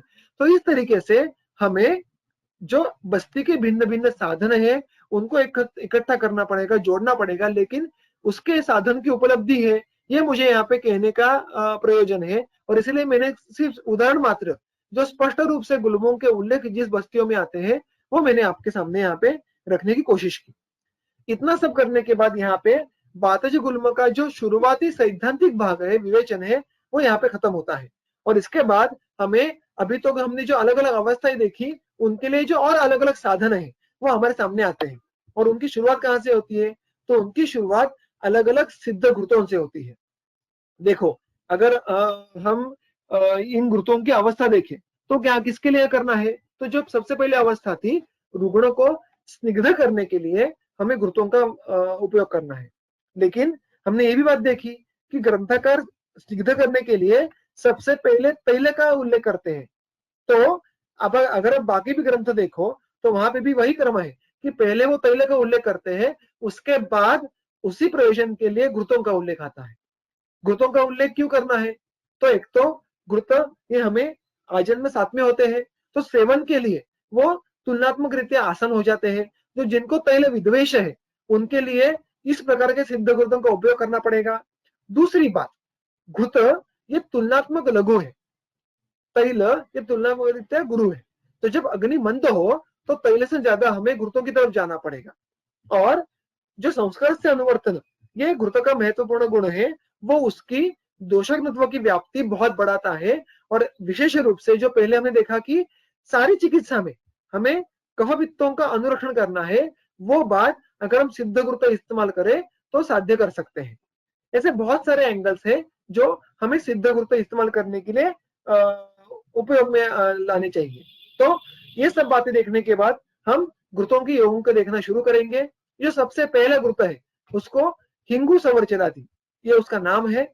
वो सूत्र क्या है वो आपके सामने है, मैं एक बार पढ़ता हूँ। हिंगू संवर्चलव्योच बिडदाणिमदीप्यकैः पुष्कराजाजि धान्याम्ल वेतस क्षार चित्रकैः शटी एव च अजगंधेला सुरसैः दधि संयुतैः शूलानाह हरम सर्पिः साधयत वातगुल्मिनाम। तो यहाँ पे जो सारे द्रव्य है आपके सामने है। द्रव्यों में अगर आप समराइज करें तो हमें क्या देखने के लिए मिलता है? तो सारे कलका द्रव्य जो है हिंगू से लेके सुरसा तक, वो कैसे है? उनमें जो कॉमनेस्ट फैक्टर है वो है उनका अत्यंत उष्ण वीर्य। तो इन सारे द्रव्यों का औष्ण्य अगर हम इकट्ठा कर ले तो वो उष्णतर या उष्णतम इस लेवल पे जा सकता है। ये बात बहुत ही लॉजिकल है, लेकिन इसमें रसों का वैविध्य हमें देखने के लिए मिलता है। इन कलकों में हमने कटु, तिक्त, अम्ल, लवण, इन सारे प्रायः कटु और उसके बाद फिर तिक्त, अम्ल, लवण, इन रसात्मक द्रव्यों का जो वर्णन है वो सामने आप देख सकते हैं। लेकिन ये हम ऐसा कह सकते हैं कि कलकों के बारे में सोचने के वक्त ग्रंथकार ने किसी भी एक रस के बारे में सोचने के बजाय उष्ण वीर्य के बारे में ज्यादा सोचा है। ये बहुत ही सरल तर्क हम यहाँ पे लगा सकते हैं। लेकिन ये बात उल्टी है द्रव द्रव्य के बारे में। यहाँ पे द्रव द्रव्य एक ही है, वो कौन सा है? दधि। और एक इंटरेस्टिंग जो बात है कि इसके आगे के बहुत सारे घृतों में दधि यह कॉमनेस्ट द्रव द्रव्य हमें देखने के लिए मिलता है। ऐसा क्यों होगा? देखो, हम बहुत बार दधि ये हमें हमारा शत्रु ऐसे समझते हैं व्यवहार में। और जब भी पथ्य में हो या चिकित्सा में हो, दधि बहुत रेयरली हमारे प्रिस्क्रिप्शन में आता है या पथ्य में आता है, क्योंकि हमें दधि के अवस्थाओं के बारे में जानकारी कम होती है। दधि कहाँ पे इस्तेमाल करना है, इसके एक बहुत बड़ी अवस्था वातज गुल्म में हमें बार बार देखने के लिए मिलते हैं। दधि किस तरीके का है? दधि का जो सबसे पहला जो चीज है वो तो अम्ल रस अम्ल विपाकी है, वो उष्ण वीर्य का है और वो स्निग्ध गुरु और अर्थात सारे गुणों की वजह से वो वातजित इस कर्म का है। और हमें दधि के अम्ल रस, स्निग्ध उष्ण गुरु, ये सारे गुण ये यहाँ पे बहुत ही उपयुक्त होते हैं। और इसलिए दधि ये द्रव स्वरूप बहुत सारे घृतों में हमें देखने के लिए मिलता है। तो इसकी फलश्रुति क्या है? शूल आनाहरम सर्पि साधयत वातगुल्मी नाम। वातगुल्मी रुग्णों में, रुग्णों का जो शूल और आनाह, कितना यहाँ पे उन्होंने बोला है, देखो कि बहुत सारी व्याधियों का उल्लेख बिल्कुल नहीं है। एक व्याधि, उसका भी एक प्रकार और उसकी एक अवस्था, इतना उसका कार्यक्षेत्र मर्यादित है। क्या है वो? तो वातगुल्मी रुग्णों में शूल और अनाह कम करने का कार्य ये घृत करेगा, बस इतना ही कहा है। तो इसकी व्याप्ति वैसे कम है। उसकी व्याप्ति कहां तक है? तो वातज गुल्म में जब भी शूल हो और अनाह हो तब इस्तेमाल करने का ये घृत है, इतना ही यहाँ पे कहा गया है। तो ये तो बहुत सरल है। इस घृत की व्याप्ति कम है, ऐसा मैं क्यों कह रहा हूं? ये जब हम आगे का घृत देखेंगे तो ये बात बहुत ज्यादा स्पष्ट होगी। इसके आगे का घृत कौन सा है? तो वो है हपुषादि। उसके पहले एक जो बात कहनी हो तो मैं भूल गया कि शूल अनाहर, इससे हमें यह बात समझ में आती है कि कोष्ठे में जो वात का विबंध है वो दूर करके वात का अनुलोमन करना, ये काम प्राधान्यतः ये घृत करने वाला है। तो ये एक समरी हो गई इस घृत के बारे में। इसके आगे का जो घृत है वो है हपुषादि घृत। उसका विस्तार देखो किस ढंग से किया है ग्रंथकार ने। कल्क द्रव्य कौन कौन से हैं? हपुषोषण पृथ्वी का पंचकोलक दीप्यकैः साजाजी सैंधवैः, यहाँ तक कल्क द्रव्य है। उसके बाद द्रव द्रव्य है दध्ना दुग्धेन च रसेन च दाढ़ीमात मूलकात कोलात पचेत सर्पि निहंति तत्। इसके आगे फिर घृत सिद्ध करना है। किन फलों को प्राप्त करने के लिए? बात गुल्मोदरानाह पार्श्वरुत्कोष्ठ वेदनाः योन्यर्षो ग्रहणी दोष कास श्वास अरुचि ज्वरान। तो इसमें से कल्क द्रव्य कौन कौन से हैं? इसमें से कल्क द्रव्य कौन कौन से हैं? तो हपुषा से लेकर सैंधव तक अगर अभी आप कल्क द्रव्यों को देखें तो वो पहले के घृत से कम है। उसमें आप देखोगे तो बहुत ज्यादा वेरिएशन नहीं है। मुख्यत्वे कटुरसात्मक द्रव्य है और वो उष्ण रस के है। लेकिन हिंगु संवरचनादि घृतों से उनका यहाँ पे उल्लेख ये कम प्रमाण में, रसों का जो वेरिएशन वे वो कम है। जो वेरिएशन दिखने के लिए मिलता है वो हमें द्रव द्रव्य में देखने के लिए मिलता है। वो क्या क्या है? एक तो हमें अम्ल रस प्रधान 3 द्रव द्रव्य यहाँ पे देखने के लिए मिलते हैं, दधि, दाड़िम स्वरस और कोल, मतलब बदर, इनका रस। उसके बाद जो एक इंटरेस्टिंग यहाँ पे एडिशन है वो है दुग्ध और मांस रस। ये तो अम्ल रस के बिल्कुल नहीं है, ये क्लासिकल संतर्पण करने वाले द्रव द्रव्य है। और उसके बाद है वो मूलक रस। मूलक ये क्लासिकल वात कफग्न उत्तम कर्म करने वाला, विबंधनाश करने वाला, ये अलग ही यहाँ पे एक जो शाक वर्ग का द्रव्य है उसका वहां पे उल्लेख किया है। मतलब जो भी यहाँ पे 6 द्रव द्रव्यों का उल्लेख किया है वो अलग अलग प्रकार के हैं। उसमें से 3 ये अम्ल रस प्रधान है, उसमें से जो 2 है वो क्लासिकल संतर्पण करने वाले हैं, और उसमें से एक है वो क्लासिकल कफ वातग्न विबंधनाश करने वाला है। और इन्होंने यहाँ पे मोर देन 1, नॉट 1 और 2 बट टोटल 6 इतने द्रव द्रव्य इस्तेमाल किए हैं। और ये देखने के बाद हम जब उसकी फलश्रुति देखते हैं, उसके बारे में हम बारकाई से तो देखेंगे, लेकिन इसका जो अलग अलग उसके हम व्याधियों के नाम देखते हैं तो एक बात हम समझ सकते हैं कि हिंगू संवरचनादि घृत की तुलना में ये थोड़ा कम उष्ण रहेगा, क्योंकि उसमें दुग्ध आ गया। उसमें कल्क द्रव्य में भी जो औष्ण की लेवल है, इसमें लवणों का उल्लेख उतना नहीं है, अम्ल रसों का उल्लेख इतना नहीं है, क्योंकि उष्ण वीर्य की जो एक सीक्वेंस होता है उसमें लवण अम्ल ये कटु से भी ज्यादा उष्ण कहे गए हैं। तो वैसे देखने के लिए जाए तो दुग्ध और कल्क द्रव्य उसमें जो उन्होंने जो कमी लाई है उसकी वजह से ये हिंगू संवरचनादि से थोड़ा कम उष्ण ऐसा होने वाला है। लेकिन उससे कुछ अंश तक ज्यादा संतर्पण करने की क्षमता इसमें आने वाली है। देखो, संतर्पण करेगा मतलब बहुत ज्यादा बलवान संतर्पण है क्या? ऐसा बिल्कुल नहीं, लेकिन थोड़ा सा संतर्पण करने की क्षमता इसमें दुग्ध और रस से बिल्कुल आने वाली है। और इसीलिए हम ये कह सकते हैं कि जब रुग्ण कर्षित हो तो हम इसमें ज्यादा सोचेंगे हिंगू संवरचनादि से। और जो नीचे बहुत अलग अलग व्याधि है उनमें बहुत स्पेसिफिसिटी से हम इसको इस्तेमाल कर सकते हैं। पहले की घृत में क्या था? तो वातज गुल्म, शूल, Ana, end of the topic. लेकिन इसमें हर एक व्याधि के हर एक अवस्था में इसको बहुत बारकाई से इस्तेमाल करने की अपेक्षा ग्रंथ ने रखी हुई है। इन सब में हमें कॉमन फैक्टर क्या देख सकते हैं ऑब्वियसली, तो इसमें तो वातानुलोमन, ये बात कॉमन है। पहले के गुरुत्व में भी वो बात कॉमन थी, और इसीलिए पहले के गुरुत्व में जो भी फलश्रुति है, आनाह और शूल या वेदन हम कह सकते हैं, वो तो इसमें देखने के लिए मिलती ही है। लेकिन उसके आगे जाके उन्होंने विशिष्ट स्थान के वेदनों के बारे में यहाँ पे उल्लेख किया है। वो कौन सा है? तो पार्श्व, हृदय, कोष्ठ, यहाँ पे आते हैं। दूसरी पंक्ति में हमें क्या देखने के लिए मिलता है? योनि, अर्श, ग्रहणी, ये चीजें के यहाँ पे उल्लेख मिलता है। तो अगर हम देखने के लिए जाए तो स्पेशली ये किस किस कोष्ठ में भी किस किस स्थान में स्पेशली वातानुलोमन करेगा? तो पार्श्व, हृदय, योनि, ग्रहणी, मतलब गुद और आमाशय, इन दोनों कोष्ठ के जो विशेष एक देश है, उसमें से जो वात प्रकोप होगा उनका अनुलोमन करने की इन हपुषादि गुरुत्व की समय क्षमता होने वाली है। तो पहले का गुरुत्व ये थोड़ा ज्यादा जनरलाइज होगा, तो इस गुरुत्व का काम ये ज्यादा स्पेसिफिक है कोष्ठ में भी, और कोष्ठ के भी विशिष्ट अवयव विशेष पे स्थान विशेष पे इसका अनुलोमन कर्म हमें देखने के लिए मिलने वाला है। जो एक और हम चीज यहाँ पे देख सकते हैं वो है, अगर हेतु या अपतर्पक ज्यादा हो तो हम यहाँ पे अपुषादि गुरुत्व के बारे में ज्यादा सोच सकते हैं, क्योंकि इसमें मांसरस, दुग्ध, इनका जिक्र ये ज्यादा है। तो हेतु हम देखते हुए जब अपतर्पक हेतु ज्यादा होंगे तो पहले के गुरुत्व से ज्यादा हपुषादि गुरुत्व का उल्लेख ये हमें हमारे प्रिसिशन में करना पड़ेगा। और उसके साथ उपरोक्त व्याधि में प्राय सारे व्याधियों में, आप काश लो, श्वास लो, इनमें जब भी तीव्र विबंध और तीव्र रुझा होगी, उसके साथ साथ अग्नि थोड़ा दीप्त चाहिए, क्योंकि जब हम दुग्ध, रस, मांस रस, इन जैसे द्रव्यों का इस्तेमाल करेंगे द्रव द्रव्य के हिसाब से, तब क्या होने वाला है? तब ये गुरुत्व कुछ अंश में गुरु होने वाला है। तो इसका दीपन कर्म पहले के गुरुत्व से थोड़ा कम होने वाला है। तो बेटर वे जब गुरुत्व, जब अग्नि का बल ठीक ठाक है तो ये गुरुत्व इस्तेमाल करना ये ज्यादा लॉजिकल होगा। और उसके साथ साथ रुग्ण का बल अगर अल्प भी हो तो भी ये गुरुत्व चलने वाला है।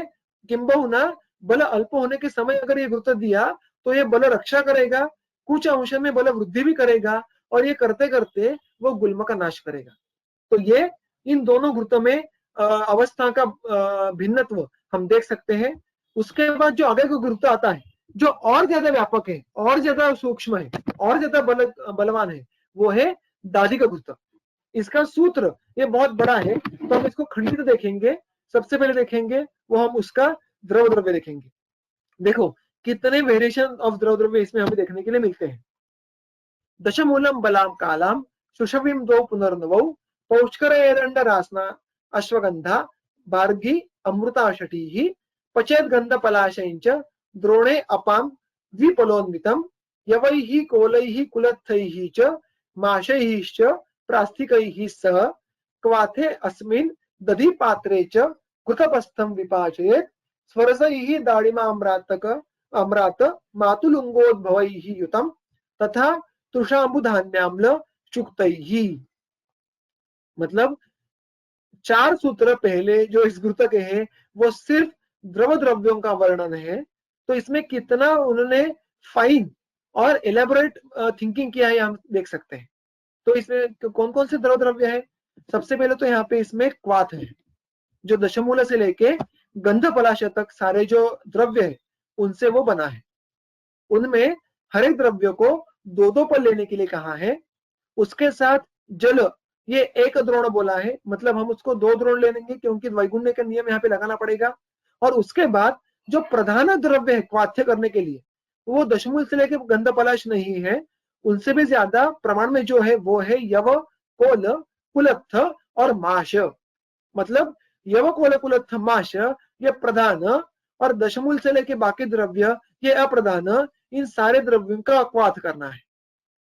इसमें जो यवादी चीजें हैं वो हर एक एक प्रश्न लेने के लिए कही है। मतलब 16 पल ये हर एक कंटेंट यहाँ पे होने वाला है। ये वो कोलकुलथमाश जो कि ऊपर के जो कंटेंट से उनसे 8 गुना ज्यादा है ईच। तो इसका अगर हम एक साझा दोषों पे कार्य देखें तो क्या सोच सकते हैं? तो सबसे जो ऑब्वियस बात है वो है वातानुलोमन करना। यवकोलकुलत्थ ये निरूहण करने के लिए, अन्नवासम बस्ती के इस्तेमाल करने के लिए ये बहुत बार ग्रंथ में देखने के लिए मिलते हैं। अगर आप चरक सूत्र सम दूसरा दे देखो अपवर्ग तंडुलीय, तो वहां पे भी यवकोलकुलत्थ आपको साथ में दिखेंगे। बहुत सारे तैलों के सिद्धियों में, बस्तियों में हमें यवकोलकुलत्थ ये तीनों द्रव्य एक साथ देखने के लिए मिलते हैं, और वो तीनों मिलके वात का अनुलोमन करना, वात का निरोहण करना, ये कर्म बहुत अच्छे तरीके से करते हैं। अगर यहाँ पे इन तीनों द्रव्यों का प्रमाण सबसे ज्यादा है, इसका मतलब ग्रंथों को यहाँ पे वात का अनुलोमन करना ये कर्म प्रधानता से अपेक्षित होगा, ये हम सोच सकते हैं। इतना ही नहीं, इसमें बाकी भी वातानुलोमन करने वाले बहुत ही सुंदर द्रव्य है, जैसे दशमूल है, पुनर्नवा है, एरंड है, रासना, अश्वगंधा, शटी, ऐसे बहुत सारे द्रव्य जो प्राधान्यतः वातानुलोमन का कर्म बहुत बढ़िया ढंग से करेंगे। इसके साथ साथ उन्होंने यहाँ पे संतर्पण और अपतर्पण दोनों का मेल रखा है, नाति संतर्पण नाति अपतर्पण, इस तरीके का यहाँ पे उन्होंने क्वाथ्य द्रव्यों में संयोग रखा है। आप अगर संतर्पण वाले द्रव्य देखें तो हमें बला, अश्वगंधा, एरंड ऐसे द्रव्य देखने के लिए मिलेंगे, लेकिन अगर आप अपतर्पण के द्रव्य देखें तो वो भी कुछ देखने के लिए मिलेंगे। जैसे हमें यहाँ पे कुलत्थ है, शुशवी मतलब कारवेल्य का है, काला का मतलब दो लोग अलग अलग तरीके से लेते हैं कुछ लोग, तो यहाँ पे उन्होंने संतर्पण द्रव्यों का भी उल्लेख किया है, कुछ अपतर्पण द्रव्यों का भी उल्लेख किया है, जो अति भारंगी जैसे अवतर्पण है, लेकिन जो ज्यादातर द्रव्य है जैसे दशमूल है, जैसे पुष्कर मूल है, अमृता है, पुनर्नवा है, ये बीच वाले द्रव्य है। तो it's a beautiful balance which ultimately implements the वातानुलोमन कर्म। तो वातानुलोमन करने के लिए उन्होंने बहुत सारे कष्ट लिए हैं, ये हम यहाँ पे दे सकते हैं, लेकिन ये कष्ट सिर्फ क्वाथर से खत्म नहीं होते। आगे अगर आप बाकी द्रव द्रव्य देखें तो उसमें सबसे प्रधान है, जिसके इस गुरुत्व को नाम दिया है, वो है दधि, जो सबसे ज्यादा है द्रव द्रव्य। एक आड़क, एक पात्र माने एक आड़क इतना लेने के लिए कहा है, मतलब एक आड़क मतलब 4 प्रस्थ, तो ये सबसे ज्यादा प्रमाण इसका यहाँ पे कहा गया है। और उसके बाद जो अन्य द्रव द्रव्य है वो कौन कौन से है, दाड़िम, आम्रातक, मातुलुंग, इन हरेक के स्वरस, तुषांबु, धान्याम्ल और शुक्त, ये सारे अम्ल वर्ग के द्रव द्रव्य है। तो जो क्वाथ छोड़ के सारे द्रव द्रव्य है वो कैसे है, वो अम्ल प्लस प्लस है।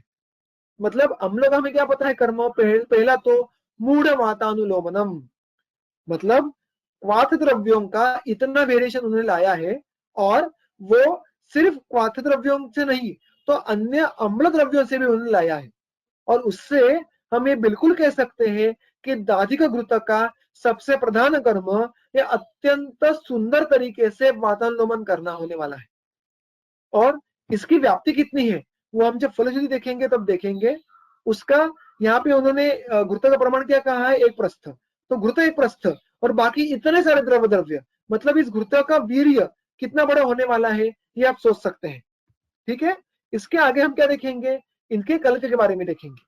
इसमें उन्होंने कल्क में एक बहुत बड़ी लिस्ट दी हुई है, वो मैं पढ़ लेता हूं, फिर उसके बारे में हम कल्कों के जो सेट्स करके उनके कर्म देखेंगे। कल्कों की लिस्ट श्रक्षणैश्च कल्कितैः इससे आगे शुरू होती है। वो कौन कौन से हैं, भारंगी तुम्बुरु षड्ग्रंथा, ग्रंथि रासना अग्निधान्यकैः, यवानक यवानी अम्लवेतस असित जीरकैः, अजाजी हिंगु हपुषा कारवी वृष कोशकैः, निकुंभ कुंभ मूर्वा इव पिप्पली वेल्ल दाड़िमैः, श्वदंष्ट्रा त्रपुस एर्वारु बीज हिंस्रा अश्मभेदकैः, मिसि द्विक्षार सुरस सारिवा नीलिनी फलैः, त्रिकटु त्रिपटु उपेतैः। तो देखो इतना एलेबोरेट क्वाथ और उसके बाद उतना इतना एलेबोरेट द्रव द्रव्य और उतना ही एलेबोरेट कल्क द्रव्य उन्होंने यहाँ पे कहे गए हैं। यहाँ पे उसका प्रमाण अनुक्त है, इसलिए इंदु अष्टांग संग्रह की टीकाकार वहां पे पाठ में बोलते हैं कि इनको आपको घृत को 1/4 मात्रा में कल्कों को लेना है। अगर अभी हम हर एक कल्क द्रव्यों का पढ़े हम नहीं कर सकते, यहाँ पे उसका रस विपाक देखना ये अव्यवहार्य है अभी, लेकिन उसका इस घृत में कर्मकत्व क्या होगा ये हम उसका एक वर्जन देखेंगे।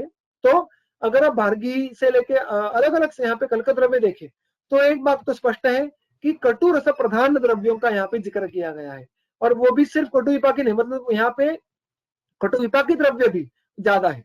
बहुत बार देखने के लिए क्या मिलता है हमें कि मधुर विपाकी द्रव्य होते हैं, कुछ द्रव्यों का तिक्त कटु रस दोनों होते हैं, लेकिन यहाँ पे कटु प्लस रसों का रस वाले द्रव्यों का उल्लेख ज्यादा है, और उसमें से बहुतांशी द्रव्य एक कटु विपाकी भी है, जो कटु रस का कर्मों को अधिक प्रकार से अभिव्यक्त करेंगे।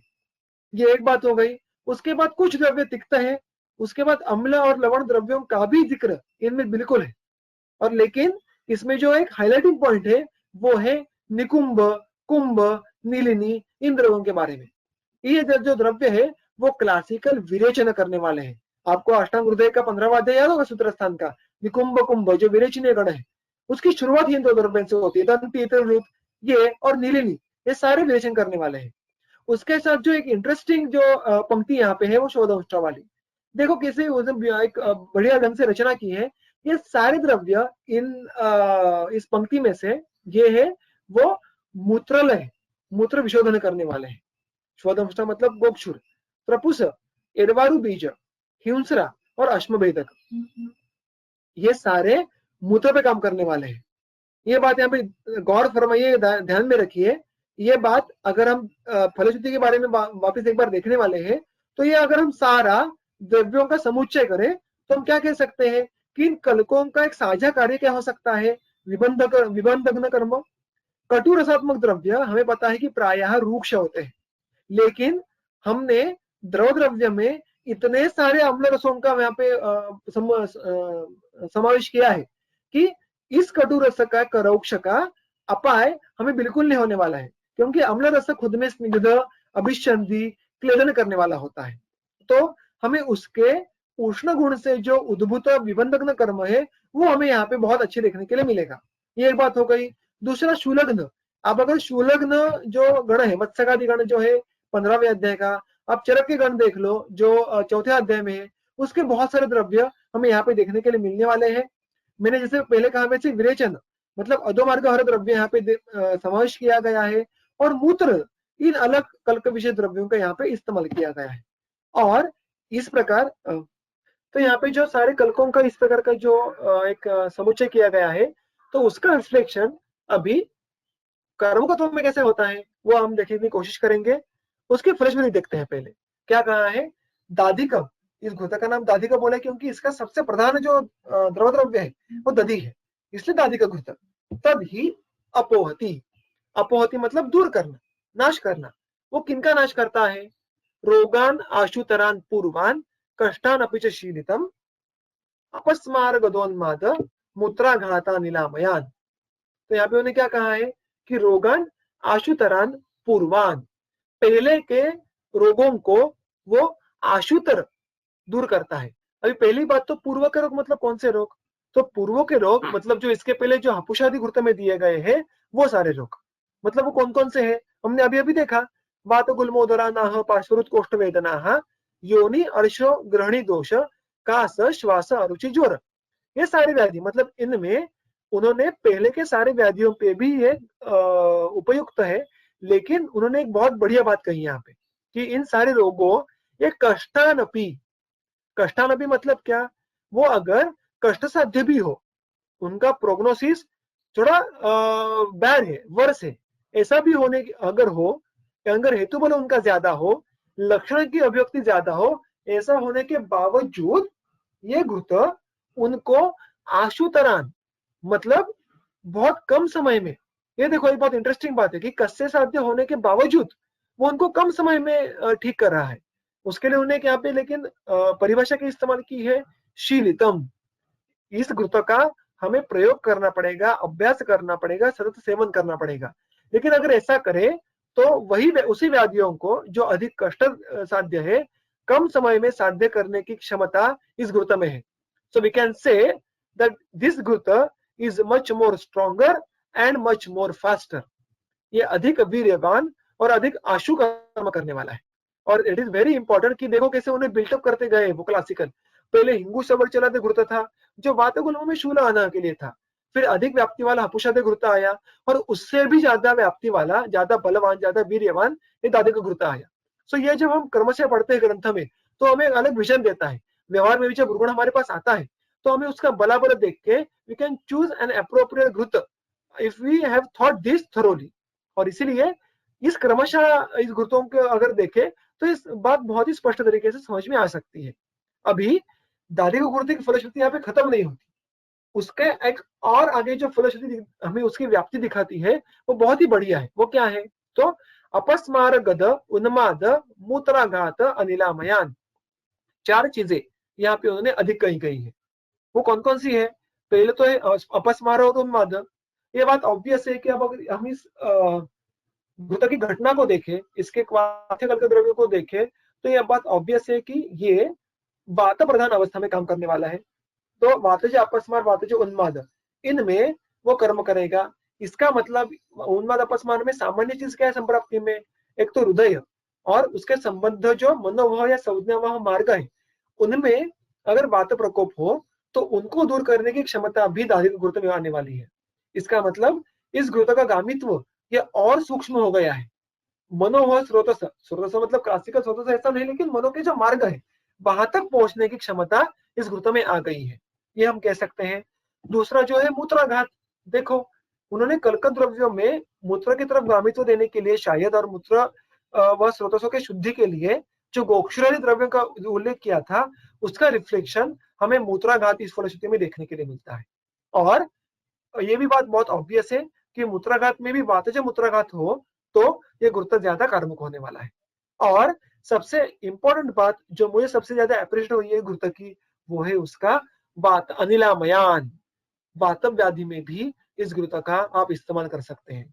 और आप सबको पता है कि हमारे पास वात व्याधि कितने अलग अलग प्रकार के आते रहते हैं, और साक्षात सिद्ध घृतों का उल्लेख वात व्याधि में बृहत्तर में बहुत कम देखने के लिए मिलता है। वाग्भट में तो एक आध घृत देखने के लिए मिलता है, चरक में एक आध घृत देखने, उसके ऊपर हमें घृत का पाठ देखने के लिए नहीं मिलते। लेकिन ऐसे अलग अलग अधिकरणों में स्पेशली गुल्म का और वातव्याधि का संप्राप्ति के बहुत सारे फैक्टर्स मैच होते हैं।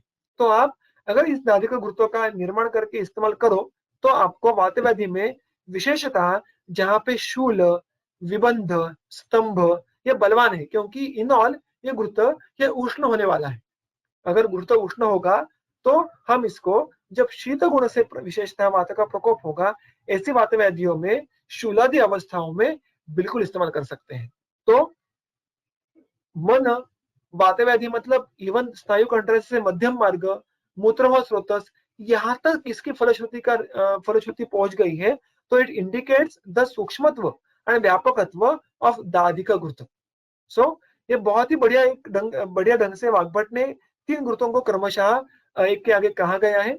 उसके आगे एक अलग प्रकार का घृत आता है, वो है तृष्णादि घृत। घृत बहुत ही सिंपल है समझने के लिए और निर्माण करने के लिए भी। क्या है वो? त्रिषण त्रिफला धान्य चविका मेल्ल चित्रकैः कल्कीकृतैः घृतं पक्वं सक्षीरं वात गुल्मनुत। मतलब क्या? तो सिर्फ कलकद्र में यहाँ पे कहे गए हैं वो त्रिफला, त्रिकटु, धान्य, चव्य, विडंग और चित्र, इतने हैं। और उनके लिए द्रव द्रव्य का इस्तेमाल दुग्ध किया गया है। मतलब जब दुग्ध का इस्तेमाल किया है तो उनको यहाँ पे बहुत बलवान विबंधन नाश करने की अपेक्षा नहीं है। किंबहुना थोड़ा सा बल रक्षण करे, थोड़ा संतर्पण करे, और उसके साथ साथ मुख्यत्वे जो आप द्रव्य देखेंगे कल का द्रव्य, वो सारे दीपन करने वाले अच्छे द्रव्य हैं। तो हम ये कह सकते हैं कि अभी ये घृत का मुख्य प्रयोजन ये दो है, वातज गुल्म में दीपन और बल रक्षण। इन दो चीजों की जब आवश्यकता हो तो आप पहले के घृतों से ज्यादा इस घृत का इस्तेमाल कर सकते हैं। यह घृत तुलनात्मक रीत्या विबंध का नाश कम करेगा, नहीं करेगा ऐसा बिल्कुल नहीं। देखो गुल्म का कोई भी कल्प अल्टीमेटली कुछ अंश तक दीपन करेगा, कुछ अंश तक विबंध में काम करेगा, लेकिन उसमें तारतम्य होने वाला है, और यही तो हमें समझना है, पढ़ना है। तो यह घृत ये पहले के तीन घृतों के तुलनात्मक में विबंध का नाश कम प्रमाण में करेगा। तो जब विबंध ज्यादा नहीं हो लेकिन अग्निबंध ज्यादा हो, और हमें अग्नि का दीपन करते करते वात का अनुलोमन करना है, भ्रूगुण का बल रक्षण भी करना है, तो हम ये क्षीर सिद्ध जो तृष्णादि घृत है इसका इस्तेमाल कर सकते हैं। तो इसके घटक द्रव्य ये बहुत ही सिंपल है, समझने लायक है। इसके बाद जो घृत आता है वो एक बहुत ही इंटरेस्टिंग और बहुत ही अच्छा घृत है समझने के लिए, वो है लशुनाद्य घृत। इस घृत की भी व्याप्ति ये बहुत ही इंटरेस्टिंग है। वो हम कंटेंट्स, उसके प्रमाण और उसकी फलश्रुति ये जब देखेंगे तब आगे आगे देखते जाएंगे। सबसे पहले उसका पूरा सूत्र मैं एक बार पढ़ लेता हूं, तो उसका आपको आदि और अंत समझ में आ जाएगा। सूत्र क्रमांक 22 की दूसरी पंक्ति। तुलां लशुनकन्दानां पृथक् पंचफलांशकं पंचमूलं महच्चाम्बु भारार्धे तद्विपाचयेत् पादशेषं तदर्धेन दाडिमस्वरसं सुरां धान्याम्लं दधि च आदाय पिष्टांश्च अर्धफलांशकान् त्रिवृषण त्रिफला हिंगु यवानी च व्यदीप्यकान् साम्लवेतस सिन्धुत्थ देवदारुन् पचेत् घृतात् तैः प्रस्थं तत्परं सर्ववात गुल्म विकारजित। ठीक है, तो ये लशुनाद्य घृत हो गया। सबसे पहले देखेंगे हम उसके द्रव द्रव्य, वो कौन कौन से हैं। एक तो लशुनकंद और बृहद पंचमूल, इन दोनों को उन्होंने वहां पे क्वाथ्य द्रव्य के हिसाब लेने के लिए कहा है। लशुनकंद रसोन, इसको 1 तुला यानी 100 पल इतने प्रमाण में लेना है। और बृहद पंचमूल, इसको ईच पंच पंचफल पृथक एक एक पृथक, मतलब उसका हर एक जो कंटेंट है उसको 5-5 पल, मतलब क्या, तो कुल मिला के 25 पल इतने प्रमाण में उसके हमें भरण चूर्ण लेना पड़ेगा। तो ये दोनों लेने के बाद उन्होंने क्या कहा है कि भारार्ध अंबु, मतलब अर्ध भार इतने प्रमाण में जल लेना है। अर्ध भार मतलब 1000 पल। तो 1000 पल जल लेने के बाद उसका क्वाथ हम कितना करेंगे, पादशेष करने के लिए कहा है, जो कि 250 पल रह जाता है। यह हो गया क्वाथ। लेकिन यहाँ पे भी सिर्फ क्वाथ ये द्रव द्रव्य नहीं है, उसके साथ और क्या क्या है। दाड़िम स्वरस, सुरा, धान्याम्ल और दधि, ये कितने लेने हैं, तद अर्धे न, तद मतलब क्वाथ, उसका आधा ये ईच हमें द्रव द्रव्य लेना है। मतलब दाड़िम स्वरस से लेके जो हर एक जो द्रव द्रव्य है वो ईच 125 पल हमें लेने पड़ेंगे। तो क्या हो गया, कुल द्रव द्रव्य हमारे पास 250 प्लस 500 मतलब 750 पल यह द्रव द्रव्य यहाँ पे लेने के लिए कहा गया है। तो ये बात तो ठीक है। यहाँ पे एक हम समझ सकते हैं कि सबसे बलवान जो क्वाथ्य द्रव्य है वो है लशुन, क्योंकि क्वाथ में उसका प्रमाण बहुत ज्यादा है। उसके बाद जो द्रव्य है वो अम्ल द्रव्यों का जो द्रव द्रव्य प्लस बृहद पंचमूल जो क्वाथ्य द्रव्य का एक भाग है। ऐसा सारा यहाँ पे समुच्चय द्रव द्रव्य में हमें देखने के लिए मिलने वाला है। उसके आगे जो है वो है कल का द्रव्य। वो कौन कौन से हैं, तो अर्धपल ईच, ऐसे त्रिषण में के त्रिषण त्रिकटु में से हर एक, त्रिफला में से हर एक, हिंगु, यवानी, चव्य, दीप्यक, अम्लवेतस, सैंधव और देवदारू। दीप्यक मतलब अजमोदा। ये सारे द्रव्य हर एक आपको अर्ध अर्ध पल लेने हैं। तो कुल मिला के ये सारा कल का 6.5 पल हो जाता है। घृत यहाँ पे उन्होंने 1 लेने के लिए कहा है, तो प्रस्थ प्रमाण है तो द्वैगुण्य नियम करके हमें उसको 2 प्रस्थ मतलब 128 पल कितना लेना पड़ेगा। तो हमने देखा वैसे 750 पल द्रव द्रव्य, 6.5 पल कल्क और 128 पल घृत। इस तरीके से हमें इस घृत की सिद्धि करनी है। तो ये उसके निर्माण के बारे में हो गया। और उसके फलश्रुति क्या है, तत्परम सर्ववात गुल्म विकारजित, मतलब सर्ववात विकारजित और गुल्म विकारजित। देखो वात विकार और गुल्म इन दोनों का कितने बार एक साथ फलश्रुति में उल्लेख आ रहा है।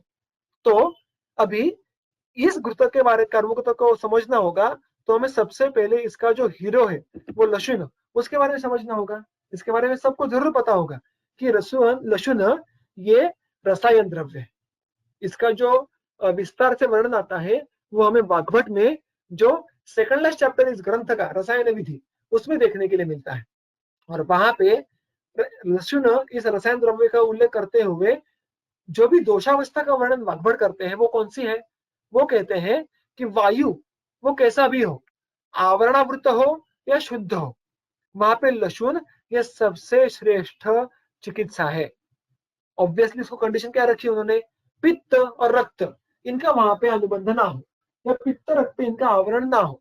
मतलब क्या हो गया, तो कफावृत वायु या शुद्ध वायु, ये दोनों अवस्थाओं में लहसुन जैसा कोई भी द्रव्य नहीं है। तो हम ये बिल्कुल कह सकते हैं कि कफावृत वात या कफानुबंधी वात में एक तो लशुन अत्यंत स्निग्ध और उष्ण है, उसके वजह से कफ विलयन करना, और उसके साथ साथ वातानुलोमन तथा वातशमन दोनों करना साथ में, ये इस घृत के द्वारा हो सकता है।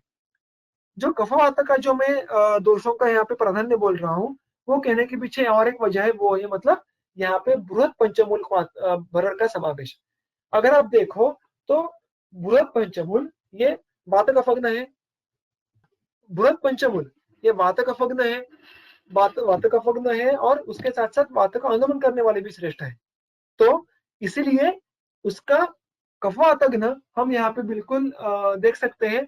उसके साथ साथ जो कल्क द्रव्य है वो भी प्रायः कफवातघ्न इसी स्वभाव के हैं।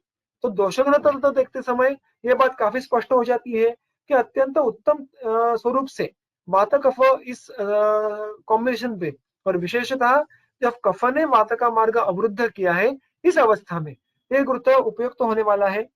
दूसरा मैंने कहा वैसे लशुन इन इटसेल्फ ये रसायन द्रव्य है, अतः जब वातज गुल्म के अंत की अवस्था में हमें अपुनर्भव कर्म करना है तो हम इसका सेवन शीलन कर सकते हैं।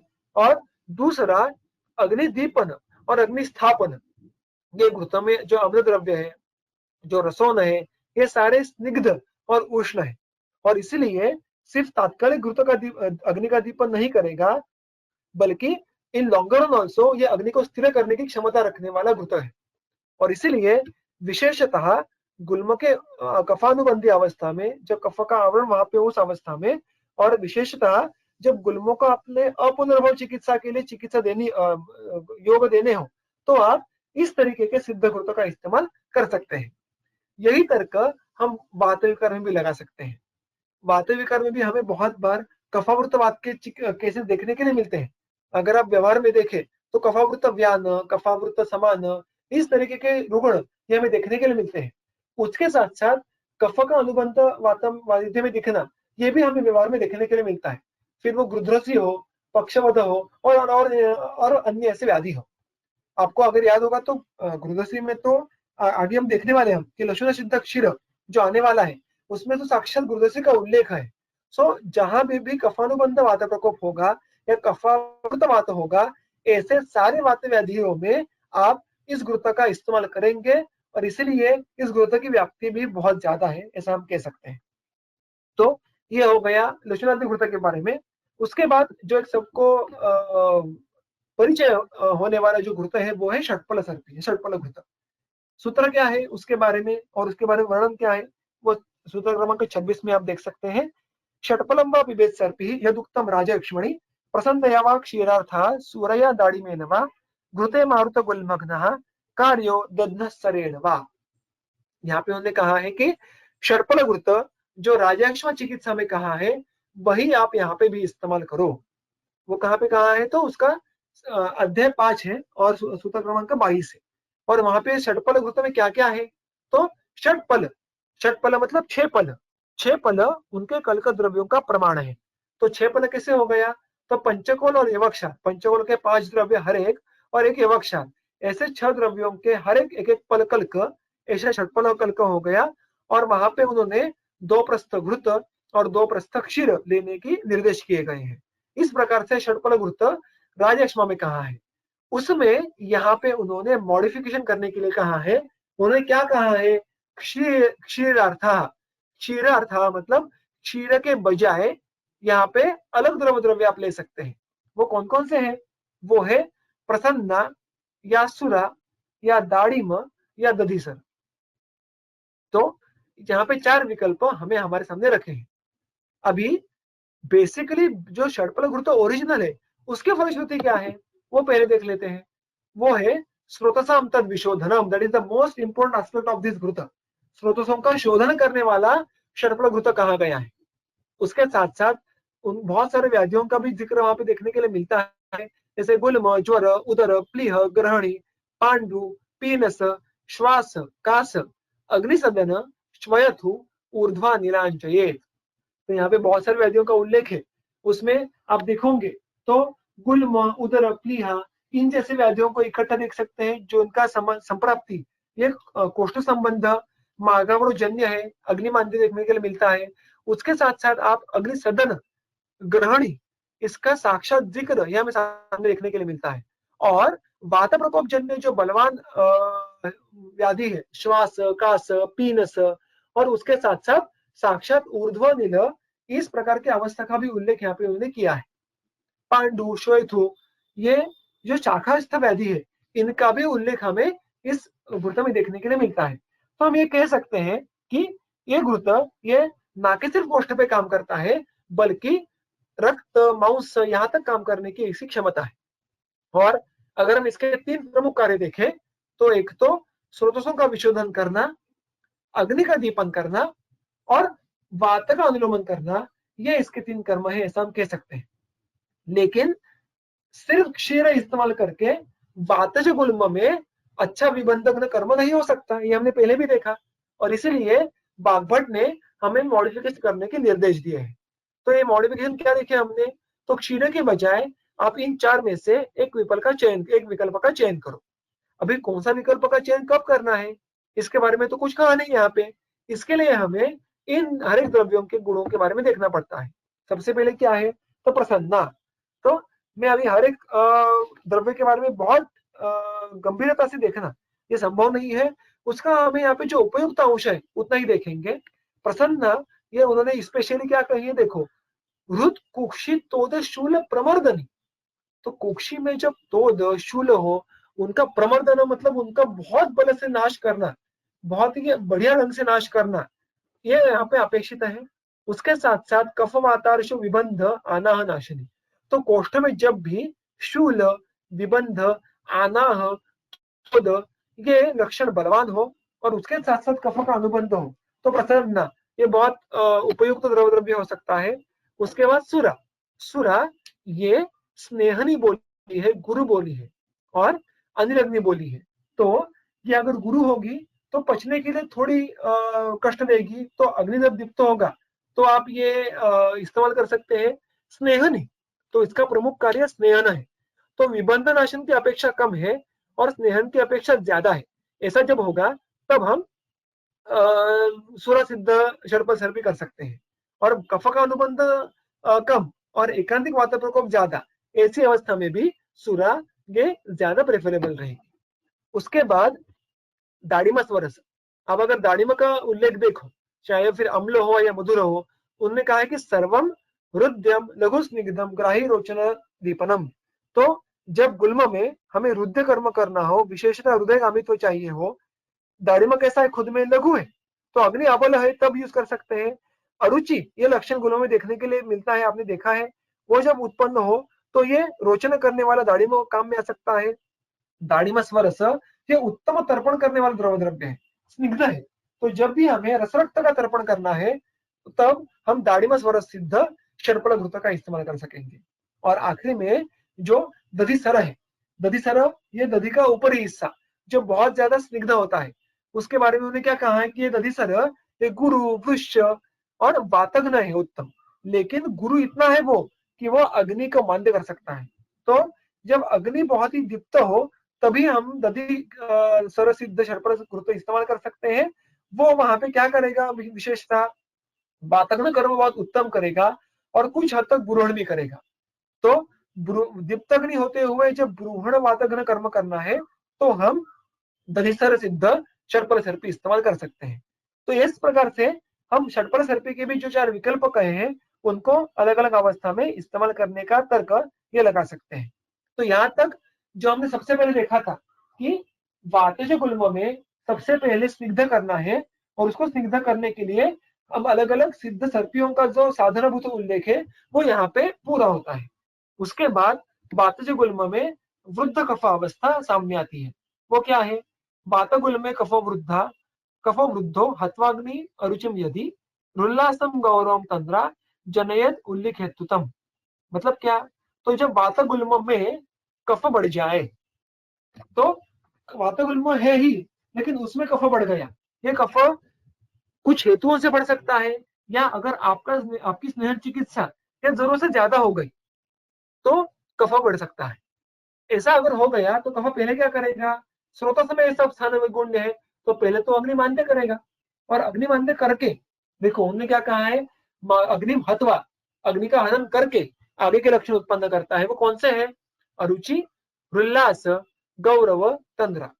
तो ये सारे लक्षण अगर आप देखें तो ये ऊर्ध्व गति के निर्देशक हैं। दोषों की कफ की गति कौन सी दिखा रहे हैं यहाँ पे? वो क्लासिकल ऊर्ध्व गति के निर्देशक है।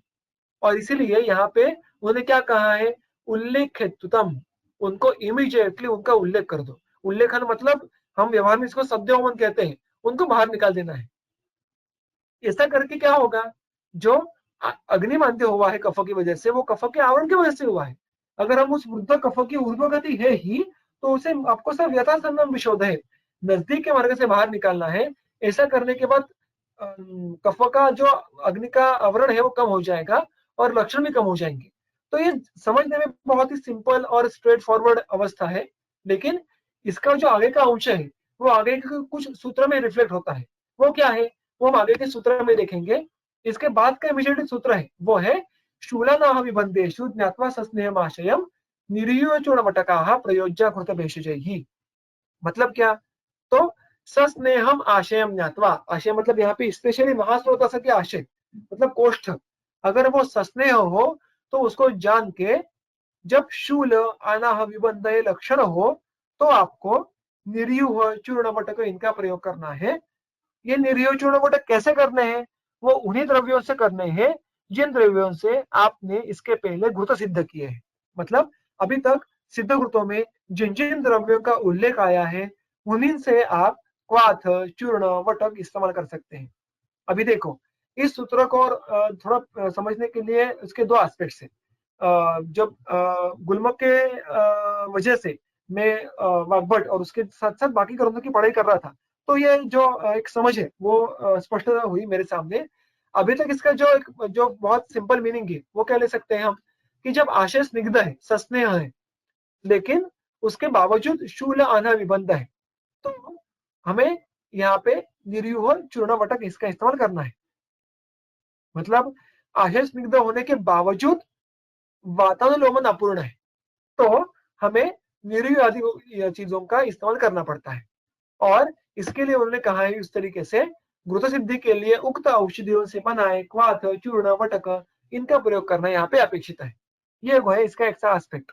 और इसके साथ जो आगे के दो सूत्र है वो भी इमीडिएटली आ जाते हैं कि इन निरीह चूर्ण वटकों के इस्तेमाल करते हुए आप क्या याद में रख सकते हैं। एक तो आप अनुपान, ये विशिष्ट ले सकते हैं। क्या, कोल, दाड़िम, घरमांबू, मतलब कोलांबू, कोला का रस, दाड़िमांबू, दाड़िमाचा रस, घरमांगू मतलब उष्णोदक, तक्र, मध्य, अम्लकांची या मंड, इनके साथ आप, ये तृतीय विभक्ति है, रांजिकई ही मंडेन, तो इनके साथ आपको पहले के जो उन्होंने निर्देश किया है निरीह चूर्ण वटक का, उनका सेवन करने के लिए कहा है। इसमें उन्होंने विशिष्ट काल कहा है। क्या काल कहा है? प्रातः अन्यस्य वा पुरः, प्रातः या अन्यस्य पुरः। अन्नस्य पुरा मतलब क्या? अपान काल। प्रातः मतलब सुबह खाली पेट। तो अभी ये तो अलग अलग काल क्यों कहे गए हैं? तो अपान मतलब अन्य से पुनः मतलब जहां पे स्पेशली हमें पक्वाशय के क्षेत्र में काम करना है तो हम अपान काल में योजना करेंगे। जब गुल्म ये बलवान है, उसकी व्याप्ति ज्यादा है, तो हम उसको सुबह खाली पेट देंगे प्रातः। ये हो गया अनुपान के बारे में, स्पेशली चूर्ण के बारे में। ऑब्वियसली अनुपान ये निर्णय के बारे में तो ये लागू नहीं होगा। यहाँ पे उन्होंने विशेषतः चूर्ण के बारे में अनुपान का उल्लेख किया है। और उसके आगे जाके उन्होंने कुछ सामान्य भावना द्रव्य भी कहा है कि चूर्णों को अगर आप मातुलुंगस्य भावितानि असकृत रसे, चूर्णानि मातुलुंगस्य भावितानि असकृत रसे, मातुलुंगस्य रसे चूर्णानि असकृत भावितानि, मातुलुंग के रस से असकृत मतलब एक नहीं अनेक विध भावनाएं अगर आप चूर्ण को दो तो क्या होता है, उससे आप कुर्वीत कार्मुकतरान वटकान कफवातयो हो। आप कार्मुकतर मतलब, कार्मुक मतलब जिनको फंक्शनलिटी है, तर मतलब ज्यादा, यू कैन प्रिपेयर वटक हैविंग बेटर फंक्शनलिटी। तो भावना देने से, मातृलिंग की भावना देने से आप क्या साध्य करने वाले हो? तो आप उन चूर्णन से ऐसे वटक बनाओगे जो अधिक फंक्शनल है। किस अवस्था में फंक्शनल है? तो कफवातज अवस्था में फंक्शनल है। तो यहाँ पे उन्होंने भावना देने के क्या बदलाव ला सकते हैं, आप चूर्ण से वटक कैसे कर सकते हैं, चूर्ण से वटक करने से फायदे क्या है, ये यहाँ पे उन्होंने ध्वनित किया है। चरक ने इसी सूत्र के बाद जो इसकी विशेष कार्मुकता कही गई है वो कहा है कि ऐसा करने से क्या होता है, तो गुल्म में विशेषता आनाह और अर्थि शांत, ये आनाह और गुल्म अर्थि मतलब तीव्र रुझा, ये कम करने के लिए आपको बार बार भावना देने से, बटक करने से फायदा ही होगा। ये सारे 3 सूत्र हो गए। कौन कौन से? एक तो शूलानाह विबंधेषु, यहाँ से शुरू करके हमें कब आते हो, यहाँ तक 3 सूत्रों के अर्थ देखें।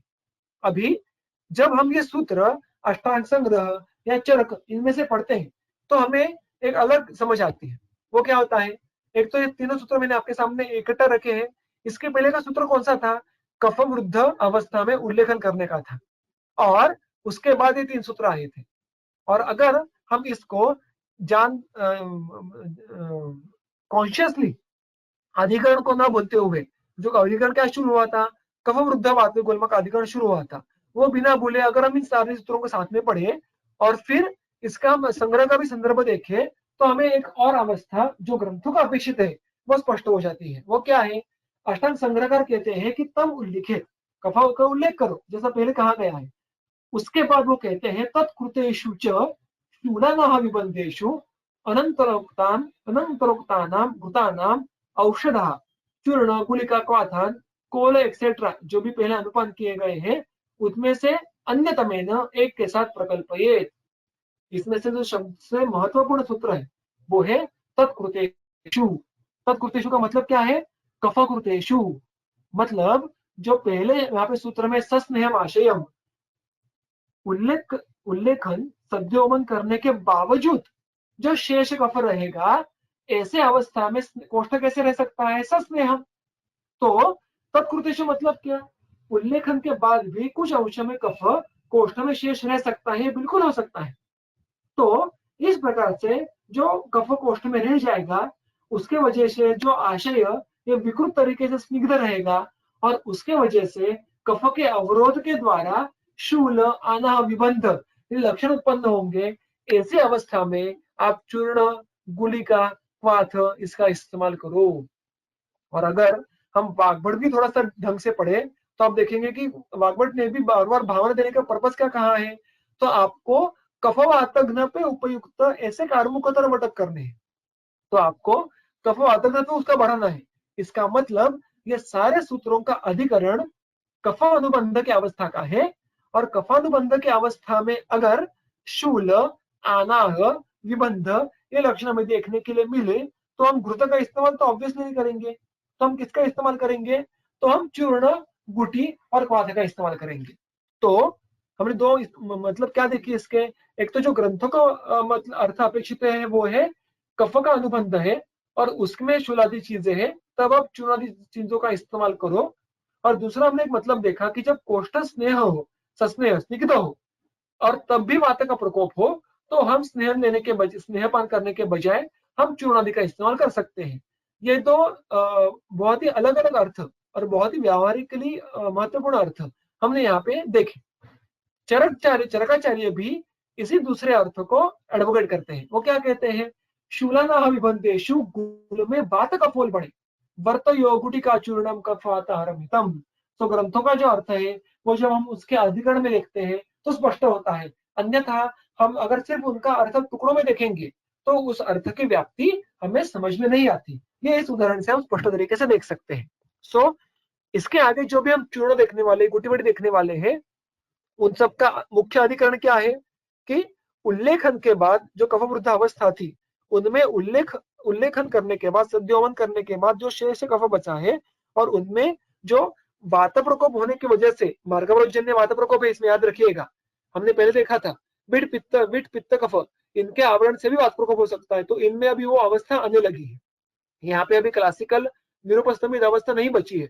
तो ऐसी अवस्था में कफावृद्ध वात प्रकोप की अवस्था में हमें कफवातघ्न चिकित्सा करनी पड़ेगी, और उसके लिए हमने कफवातघ्न गुटिका चूर्ण और क्वाथ इनका इस्तेमाल करना पड़ेगा।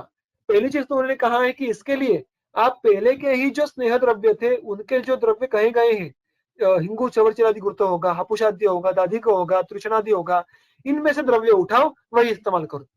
या वो उसके आगे जाके हमें कुछ कल्प कहते हैं, जो कल्प बहुत ही व्यावहारिक प्रैक्टिकली नोन फेमस है और उनकी यहाँ पे गणना इसके आगे शुरू होती है। सबसे पहला कौन सा है, वो है हिंगोचादी चूर्ण। हिंगोचादी चूर्ण ये बहुत सारे वैद्यों के उपयोग में विशेषतः जो दक्षिण भारतीय कंपनीज है, फार्मेसीज है, उनके बने बनाए चूर्ण भी ये मिल जाता है। क्या चूर्ण है, हम इसको थोड़ा विभाजन करके देखते हैं। पहले तो इसके जो घटक द्रव्य है इनको देख लेते हैं, वो क्या क्या है देखो। हिंगु वचा विजया पशुगंधा दाड़ीम दीप्यक धान्य का पाठा पुष्कर मूल शटी हपुषा अग्नि क्षार युग त्रिपटु त्रिकटु स अजाजी चव्यम स तित्रिडिकम स वेता साम्लम, यहाँ तक उसके सारे चूर्णों के घटक द्रव्य है। तो अगेन यहाँ पे हर एक घटक द्रव्य का रस वीर्य विपाक देखना ये तो मुमकिन नहीं है, लेकिन हम इसका एक ओवरव्यू देख सकते हैं कि कौन कौन से रस वाले चूर्णों का यहाँ पे उन्होंने क्रमशः अधिक अधिक उल्लेख किया है। सबसे ज्यादा कटु रसात्मक द्रव्य है, उसके बाद क्रमशः अम्ल, लवण और थोड़ा तिक्त। तो हम ऐसा कह सकते हैं कि है चूर्ण ये ज्यादातर कटु, फिर थोड़ा अम्ल, लवण और बहुत कम इस प्रकार का है। लेकिन अगेन जैसे हमने पहला गुरुत्व देखा था, इनको सवर चलादी गुरुत्व, उसी तरीके से इसका मेन यूएसपी ये उसका रस ना होते उसका वीर्य है। और वो कैसा है, वो है उष्ण। तो बहुत ही ज्यादा उष्ण इस तरीके का उन्होंने चूर्ण यहाँ पे तैयार किया गया है। और अगर आप टोटल इसका स्निग्ध वृक्ष की तरफ कहाँ पे जाता है ये देखने की कोशिश करें, तो कठोर रस द्रव्यों का यहाँ पे बहुत ज्यादा प्रमाण होने की वजह से ये थोड़ा वृक्ष होने वाला है। थोड़ा वृक्ष क्यों कह रहा हूं मैं, यहाँ पे लवण भी है, अम्ल भी है, यहाँ पे शुंठी और पिंपली जैसे द्रव्य भी है जो भी स्निग्ध है। तो इसीलिए अति वृक्ष नहीं होने वाले, लेकिन किंचित वृक्षता तो इस द्रव्य को आने वाली है, क्योंकि हमें कफवात में इस्तेमाल करना है और कफों को केवल सिद्ध चिकित्सा से कैसे हम ठीक करेंगे। और इसीलिए उन्होंने यहाँ पे बैलेंस रखते हुए उष्ण और ईषद वृक्ष इस तरीके का योग फॉर्मुलेट किया है। इसका कर्म कौन कौन से होते हैं, अगर आप इसकी फलश्रुति पढ़ेंगे तो इसके कर्मों के बारे में हम देखने के लिए आसानी हो जाएगी। इसके क्या क्या है, इन्होंने क्या कहा है, विनिहंति चूर्णम, ये चूर्ण आगे की सारे अवस्थाओं का नाश करता है। कौन कौन सी अवस्था है वो, रुत, पार्श्व, बस्ती, त्रिक, योनि, पायु, इन सब जगहों के शूलानी, फिर वायवाव कफोद्भवानी। मतलब ये सारे शूल ये किस तरीके के हैं, वायु आम कफोद्भव। मतलब देखो कितनी विशिष्टपूर्ण अवस्था है कि रुद से लेके पायु मतलब गुदा तक जो शूल उत्पन्न होते हैं, वो शूल अगर आइडियली बात, आम और कफ इनके कॉम्बिनेशन से बने, मतलब क्या होने वाला, ऑब्वियसली कफ और आम की वजह से अगर उपस्तंभित वात प्रकोप हुआ और वो हृदय से लेके पायु यहाँ पे किसी एक जगह पे हुआ और उसमें भी शूल इस लक्षण प्रधान की व्यक्ति हुई, तो this churna is going to be your drug of choice. और सोचो ये बहुत बार स्पेशली योनि शूलम, योनि मतलब यहाँ पे त्रावर्त योनि, ये चीज हम याद रख सकते हैं। उसमें बहुत बार हम ये देखने मिलता है हमें ये अवस्था, रुद, पार्श्व, इन अवस्थाओं में भी बहुत बार आम कफ इनके वर्धन से अचानक वातापक हो जाता है और तीव्र रुद्रुजा, तीव्र पार्श्वरुजा ये हमें देखने के लिए मिलता है। ऐसे एक्यूट कंडीशंस में भी हिंगू औषधि चूर्ण बहुत बहुत बढ़िया ढंग से काम करता है, ये अनुभव है। तो इन एक्यूट कंडीशन जब आपको तीव्र शूल हो, उसके पीछे सामावस्था हो, कफ प्रकोप हो और वात प्रकोप हो मार्गवरोधजन्य, तो आप शूल शमन के लिए हिंगोचादी चूर्ण ये आपके पास as a your first aid होना ही चाहिए। तो जब जब शूल दिमाग में आए तब तब वाता आम कफ देख के हिंगोचादी चूर्ण इस्तेमाल अगर करें तो आपको आशुतर उपशम मिलेगा। यह अनेक वैद्यों का अनुभव है। ठीक है, इसके बाद आगे की फलश्रुति देखते हैं। कृच्छ्रान गुल्मान मतलब क्या, तो यहाँ पे बहुत ही कष्ट से ठीक होने वाले गुल्म, जैसे हम यहाँ पे देख सकते हैं। कष्ट से मतलब क्या, कि जो कष्ट साध्य है, जिनमें दोष बल, हेतु बल बहुत ज्यादा है, इनमें भी हम देख सकते हैं। आगे की भी जो फलश्रुति है उनको देखने से पहले एक बार जो मैं छूट गई वो देखने कहना है मुझे कि जो ऊपर का जो है वायुओं में कफोत भवानी, ये हमें क्या इंडिकेट करवाता है, एक तो ये बहुत ही बलवान पाचन है, बहुत बलवान पाचन करता है। इसके साथ साथ दीपन करेगा ऑब्वियसली क्योंकि उष्ण गुण का है, और शूल शमन करता है, तो इसका मतलब वो विबंध नाशन भी करता होगा, उसके बजाय शूल शमन करना ये संभव नहीं होगा। तो ये तीन चीजें हो गई। उसके बाद उसका दोषक घनत्व भी यहाँ पे समझ में आ जाता है हमें, वो क्या है, वात कफग्न। उसमें भी प्रायः वात जब शीत गुण से बड़ा हो तब, और कफ ये शीत, स्निग्ध, गुरु, स्त्यान इन गुणों से बड़ा हो तब ये चूर्ण ये सबसे ज्यादा कारगर होने वाला है। तो ये इसकी अंशज विकल्पना हम डेफिनेटली देख सकते हैं। उसके बाद जो इसकी फलश्रुति है जो हमने देखी, एक तो वायु आम कफोद्भव हृदयादि शूल, तो उन्हें हमने देखा कि यहाँ पे भी जो गुल्म के स्थान है वो सब यहाँ पे ऑलमोस्ट आए हैं। कौन कौन से थे? रुद्र, पार्श्व, बस्ती। तो यहाँ पे नाभि छोड़ के बाकी सारे गुल्म के स्थान आ गए हैं, और उसके साथ साथ विशेषतः अपान क्षेत्र के स्थान भी यहाँ पे हमें देखने के लिए मिले। तो यहाँ के शूल जब हो तो काम में आएगा। कृष्ण गुल्म मतलब ठीक करने के लिए बहुत ही बलवान गुल्म है। उनको गुल्म को दोष बल ज्यादा हो, हेतु बल ज्यादा हो, लक्षण बहुत तीव्र हो, तब भी ये चूर्ण कर्म को होने वाला है। उसके आगे वात, मूत्र, पुरुष इनका संग, जो आगे फलश्रुति क्या है? तो कृष्ण गुलमान वात मूत्र संगम कंठे बंधम रुद्रग्रहम पांडुरोगम। इसमें वात मूत्र संग अगर बहुत बलवान हो, उसके साथ साथ अगर आप आगे की पंक्ति देखें, अन्न अश्रद्धा, प्लीह, दुर्नाम, हिदमा, वर्धम, आध्मान, श्वासकाश, अग्निसादान। सो इसमें भी हम ऐसे अवस्थाओं को समूचे ऐसे देखेंगे जिसमें एक दूसरे में ओवरलैपिंग है। तो वात मूत्र संग, आत्मान, इनमें क्या कर्म करेगा ये चूर्ण? तो मार्गोरोध नाशन करेगा तथा अनुगमन करेगा। उसके साथ साथ जो आगे की चीजें जो हमने पहले देखी थी, कंठे बंधम, रुद्रग्रहम, स्पेशली जो विबंध कंठ हृदय इस अवयव विशेष में है वो भी दूर करने की क्षमता रखता है। तो सिर्फ अपान क्षेत्र में ही नहीं बल्कि उदान के क्षेत्र में कंठ, हृदय, यहाँ पे भी विबंध नाश करने की क्षमता रखने वाला ये घृत है, ये चूर्ण है। उसके बाद जो पहले देखा हमने कि उत्तम पाचन करने वाला है, तो अग्निसाद, अन्न अश्रद्धा, स्पेशली चरक चिकित्सा में तो इस चूर्ण के फलश्रुति में ग्रहणी का उल्लेख आया है। तो ग्रहणी को तब ठीक करने की क्षमता का होने वाला ये चूर्ण है। तो सामग्रहणी में, कफानुबंध वाली ग्रहणी में जब अन्न अश्रद्धा है ऐसी अवस्था में यह चूर्ण ये बहुत ही उपयुक्त होता है। उसके बाद अर्च आता है। अर्चक में तो अगर आप अर्च चिकित्सा आपने पढ़ा होगा तो उसमें तो इस चूर्ण का साक्षात उल्लेख आता है। उन्होंने वहां पे क्या कहा है कि हिंगवादी जो चूर्ण है गुल्म में, इसके आगे की चूर्ण, उनकी अवस्था कब आती है? तो गुद में श्वयथु, शूल ऐसे लक्षण होते समय जब मंदाग्नि हो तो इसके आगे के सारे कल्पों का आप इस्तेमाल कर सकते हैं। तो इतनी स्पेसिफिक अवस्था आपको अर्च में भी देखने के लिए मिलते हैं। ऑब्वियसली अर्च में भी वातकफ प्राधान्य की वातकफ प्रधान अर्च में यह अवस्था आती है। तो देखिए कितना व्यापक और हर कितना अलग अलग व्याधियों में विशिष्ट अवस्था में उपयुक्त होने वाला ये चूर्ण है। इसके आगे इसके आगे की अवस्था है वो हिक्का, श्वासकाश, ये तीनों अवस्थाएं में।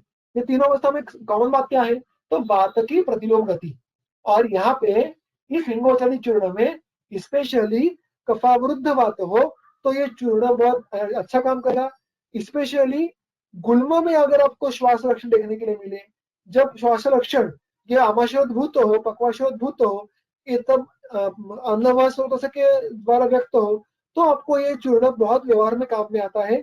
बहुत बार ऐसे देखने के लिए मिलता है कि मल विशोधन नहीं हुआ है, अजीर्ण हुआ है और रुग्ण को श्वास लग गया है, ऐसे अवस्था में हिक्का लग गई है, ऐसी अवस्था में हिंगोचरी चूर्ण ये बहुत ही उपयुक्त होता है। उसके बाद वृद्धि, ये व्याधि आपने अभी अभी देखा, उसमें भी जब कफज प्रकार है उसमें आप इस चूर्ण का इस्तेमाल कर सकते हैं। उसके साथ साथ प्लीहा, अभी प्लीहा में अगर आप देखो तो वाग्वड़ में ही उदर चिकित्सा में प्लीहा के अधिकरण में इस सूत्र का इस चूर्ण का उल्लेख देखने के लिए मिलता है। वो क्या है? तो सिरावेद और शोधन के बाद, मतलब एक बार शोधन हो गया उसके बाद उन्होंने वहां पे हिंगवादी चूर्णों का सेवन करने के लिए कहा है। वहां पे भी उसको हम कफवातज अवस्था में इस्तेमाल करेंगे।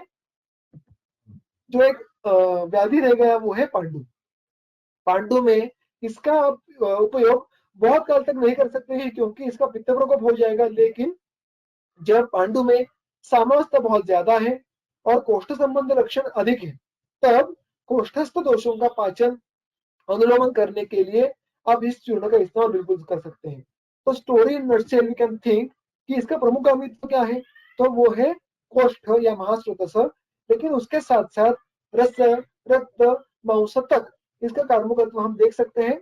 और अगर आपने इसके पहले के जो कर्म देखे थे, इसके पहले की स्लाइड में, तो पाचन, दीपन, निबंधनाशन, कफ वात शमन और उसके साथ साथ आमनाशन, ये सारे कर्म हम इस हिंगोचारी चूर्ण के देख सकते हैं। चरकाचार्य ने इसी चूर्ण को वर्णन करते हुए कुछ अधिक जानकारी हमें दी है। वो क्या है? एक तो वो क्या है, चरकाचार्य ने कहा है कि उनको आप अन्नपानेषु अनत्ययम प्रयोक्तव्यम, इसको, इस चूर्ण को आप सिर्फ दवाई के हिसाब से लेना ऐसा नहीं है, तो आप जो रुग्णों को आहार देने वाले हैं, पान देने वाले हैं, उसमें भी प्रक्षेप स्वरूप इस चूर्ण का इस्तेमाल कर सकते हैं। या प्राग भक्तम, जैसे हमने पहले देखा था कि खाने के पहले अपान काल में अगर अपान पे कर्म करना है तो आप इस चूर्ण का उपयोग कर सकते हैं। और चरकाचार्य ने इसके दो अनुपान विकल्प बोले हैं, एक तो मध्य और दूसरा उष्णोदक। तो मध्य जहाँ पे बलवान कफ प्रकोप है वहां पे आप दे सकते हैं, उष्णोदक जहाँ पे कफ प्रकोप अल्प है और जहाँ पे आपको पाचन अधिक करना है वहां पे आप उष्णोदक का इस्तेमाल कर सकते हैं। ये अलग अलग चीजें यहाँ पे उन्होंने वहां पे कही है। तो इस तरीके से अलग अलग हमें अवस्थाएं व्याधियों की हिंगोचारी चूर्ण के लिए देखने के लिए मिलती है। इसका जो एक आखिरी मुद्दा है जो सुश्रुत में हमें देखने के लिए मिलता है वो है उसकी गुटिका। सुश्रुत ने क्या कहा है कि उसकी गुटिका करो, और वो किस अधिकार में कही है सुश्रुत ने? सुश्रुत ने गुल्म में उल्लेख नहीं किया है इसका।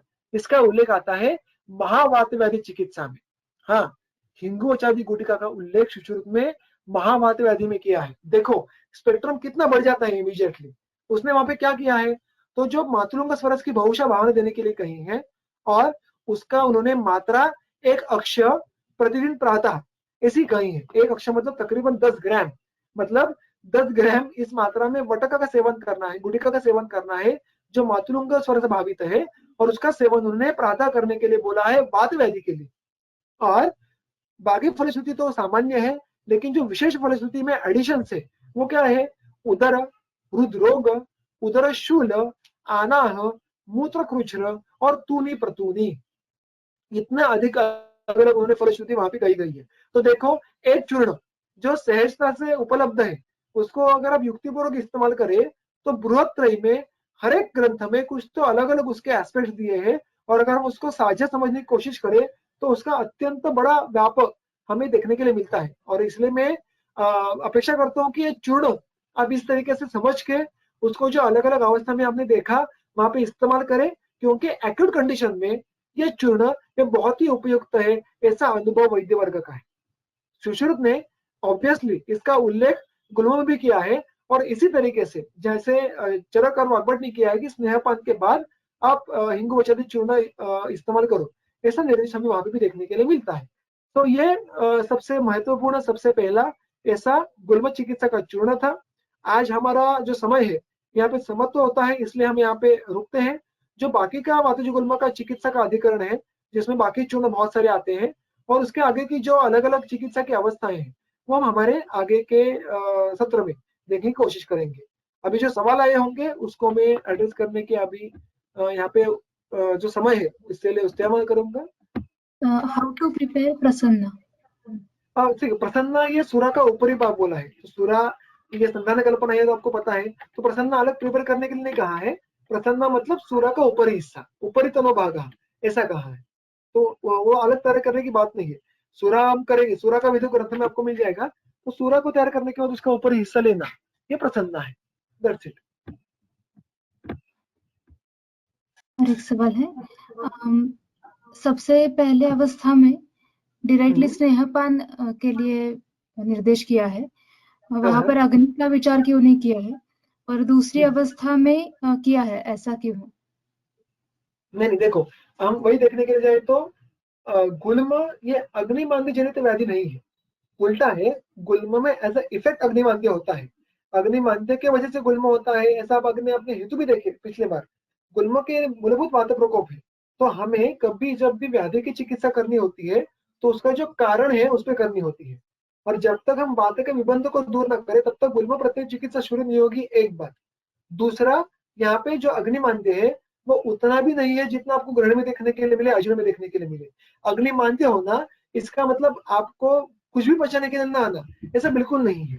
आपको किंबहुना, इसलिए मैं उल्टा, मतलब वो बात मैं यहाँ पे दोहराऊंगा कि हमें यहाँ पे कटु रस का उल्लेख बार बार देखने के लिए मिलता है। बेसिक देखने के लिए जाए तो कटु रस ये वात प्रकोपक है, वात क्षय करने वाला है, प्रकोप नहीं कहूंगा मैं, क्षय करने वाला है क्योंकि रुक्ष है। वात शामक रस कौन कौन से है?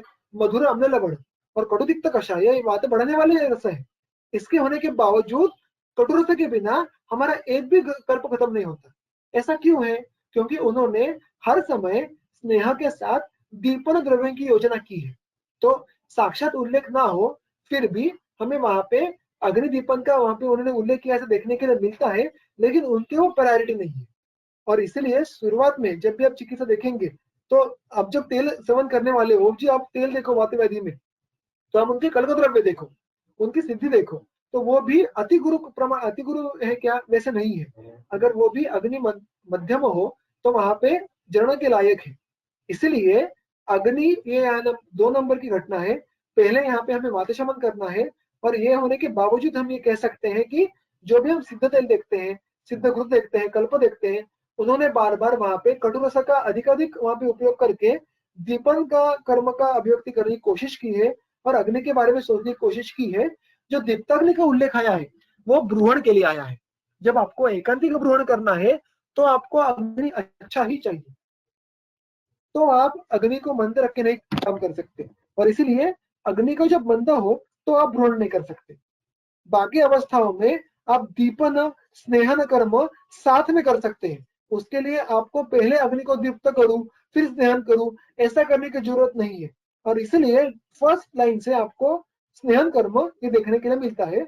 ब्रूहण की अवस्था है तब सिर्फ आपको दीप्ताग्नि के बारे में उल्लेख ऐसा सामने देखने के लिए मिलता है। वातज गुल्म चिकित्सा में रूक्ष व्यायामज गुल्मम, इसमें चरक में स्नेह शब्द आता है और सेम श्लोक वाग्भट में तैल शब्द आता है। फिर भी आगे वाग्भट में सिद्ध घृत ही दिखते हैं, तो वाग्भट में स्नेह की जगह तैल शब्द क्यों आया और तैल शब्द कहकर आगे सिद्ध घृत ही ऐसे क्यों है? ठीक है, नहीं देखो, अगर आप देखो तो ऐसा नहीं है, मतलब ऐसा नहीं है, मतलब आपके सवाल बहुत ही अच्छा लॉजिकल है, लेकिन उसके लिए ग्रंथ की रचना को समझना ये बहुत जरूरी है। अगर आप चरक देखें तो चरक ने पहले गुल्म में सारे सिद्धांत कहे हैं, और मतलब वातजक है, पित्तजक है, कफजक है, सारे उन्होंने सिद्धांत कहे हैं, चिकित्सा सूत्र कहे हैं चिकित्सा में। उसके बाद फिर उन्होंने शुरू करके वातज गुल्म के सारे कल्प, पित्तज गुल्म के कल्प, कफज गुल्म के कल्प, ऐसा उसका एक प्राय ढांचा में देखने के लिए मिलता है। वाग्भट ने ऐसा नहीं किया है, और इसलिए अगर आप देखेंगे चरक में भी घृत मौजूद है, वाग्भट चरक में भी तैल का उल्लेख है, लेकिन उसके लिए उसका क्रम ये समझने के थोड़े अलग प्रकार का हमें मतलब सोच रखनी पड़ती है। तो ये भिन्नता बिल्कुल नहीं है। चरक ने मूलभूत सिद्धांत के तौर पे स्नेह कहा है, और उसका हमें उल्लेख, मेरे पास अभी सामने चरक नहीं है, लेकिन आप चरक के एक सेकंड होल्ड कर, मैं आपको सूत्र के साथ कहता हूँ। मैं चरक ओपन करता हूँ तो ज्यादा क्लैरिटी आ जाएगी आपको। चरक चिकित्सा स्थान जो 5वां अध्याय है गुल्म चिकित्सा, सूत्र क्रमांक 20 से लेके 32 तक ये सिर्फ चिकित्सा सूत्र है, वातज गुल्म के चिकित्सा सूत्र, और उसमें उन्होंने अलग अलग अवस्था कही है। और उन्होंने उसमें क्या कहा है, तो पहले तो उन्होंने आपने कहा वैसे गुल्म स्नेह आदिता समुपाचर, तो सूत्र क्रमांक 21 में उन्होंने कहा है कि स्नेह का इस्तेमाल करो, ठीक है। उसके बाद हम उसके लिए साधनों को कौन सा इस्तेमाल करें, उसके लिए हमें जानना पड़ता है आगे। तो वातज गुल्म के जो भी योग है वो शुरू कहाँ पे होते हैं, वो होते हैं सूत्र क्रमांक 65 से 65 से। वहां पे पहले कौन सा आता है जो हमने अभी देखा, वो तृष्णादि गुरुत्व, तो वहां पे सिद्ध गुरुत्व होते हैं। उसके आगे सिद्ध गुरुत्व होते होते आपको सूत्र क्रमांक 75 यहाँ पे मतलब उसके जो चरक के है वो सिद्ध गुरुत्व पूरे होते हैं। उसके बाद आपने जो बोला वैसे तेल का उल्लेख आपको सूत्र क्रमांक 102 में देखने के लिए मिलता है। गुल्माग्नानीच्या तैलाने वक्षंते वातरोगिके तानी मारुतुजे गुल्मे पानाभ्यंगन अनुसरणे। तो वो रचना वैशिष्ट है, मैं कहूंगा वाग्भट का और चरक का अपना अपना खुद का, क्योंकि आपको पता है कि दोनों की ग्रंथों की रचना है किस तरह से की गई है। वाग्भट ये प्लान ग्रंथ है, चरक संहिता है क्लासरूम टीचिंग है, और इसलिए सिर्फ उनकी रचना में भिन्नत्व है, उनको जो कहना है उस आशय में बिल्कुल भिन्नत्व नहीं है। How to think of gulma with mutra krusha in pittaja nirupastambhita or upastambhita condition? What is the drug of choice? Would siddha kruta work better, especially when mutra visarjana is restricted?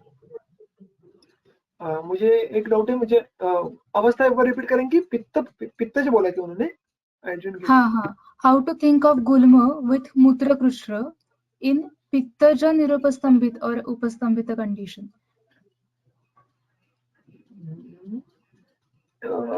मुश्किल है जवाब देना, क्योंकि theoretical मतलब ऐसा बहुत theoretical मतलब question है। एक तो मुझे डाउट क्या है कि पित्तज निरुपस्तंभित कैसा होगा, मुझे पता नहीं, क्योंकि उपस्तंभित निरुपस्तंभित ये वात प्रकोप के विषय देखे जाते हैं। निरुपस्तंभित पित्तज मतलब क्या कहना है मुझे पता नहीं। मैं इससे जो सेंस लेता हूँ वो कि पित्त प्रधान मूत्रकृच्छ और गुल्म ऐसे दोनों अगर अवस्था साथ में है तो क्या करना पड़ेगा। तो इसमें ये सवाल बहुत ही मतलब इसके बारे में सोचा नहीं है। ऐसे गुणों को ध्यान करने की अभी तक जरूरत भी नहीं आई।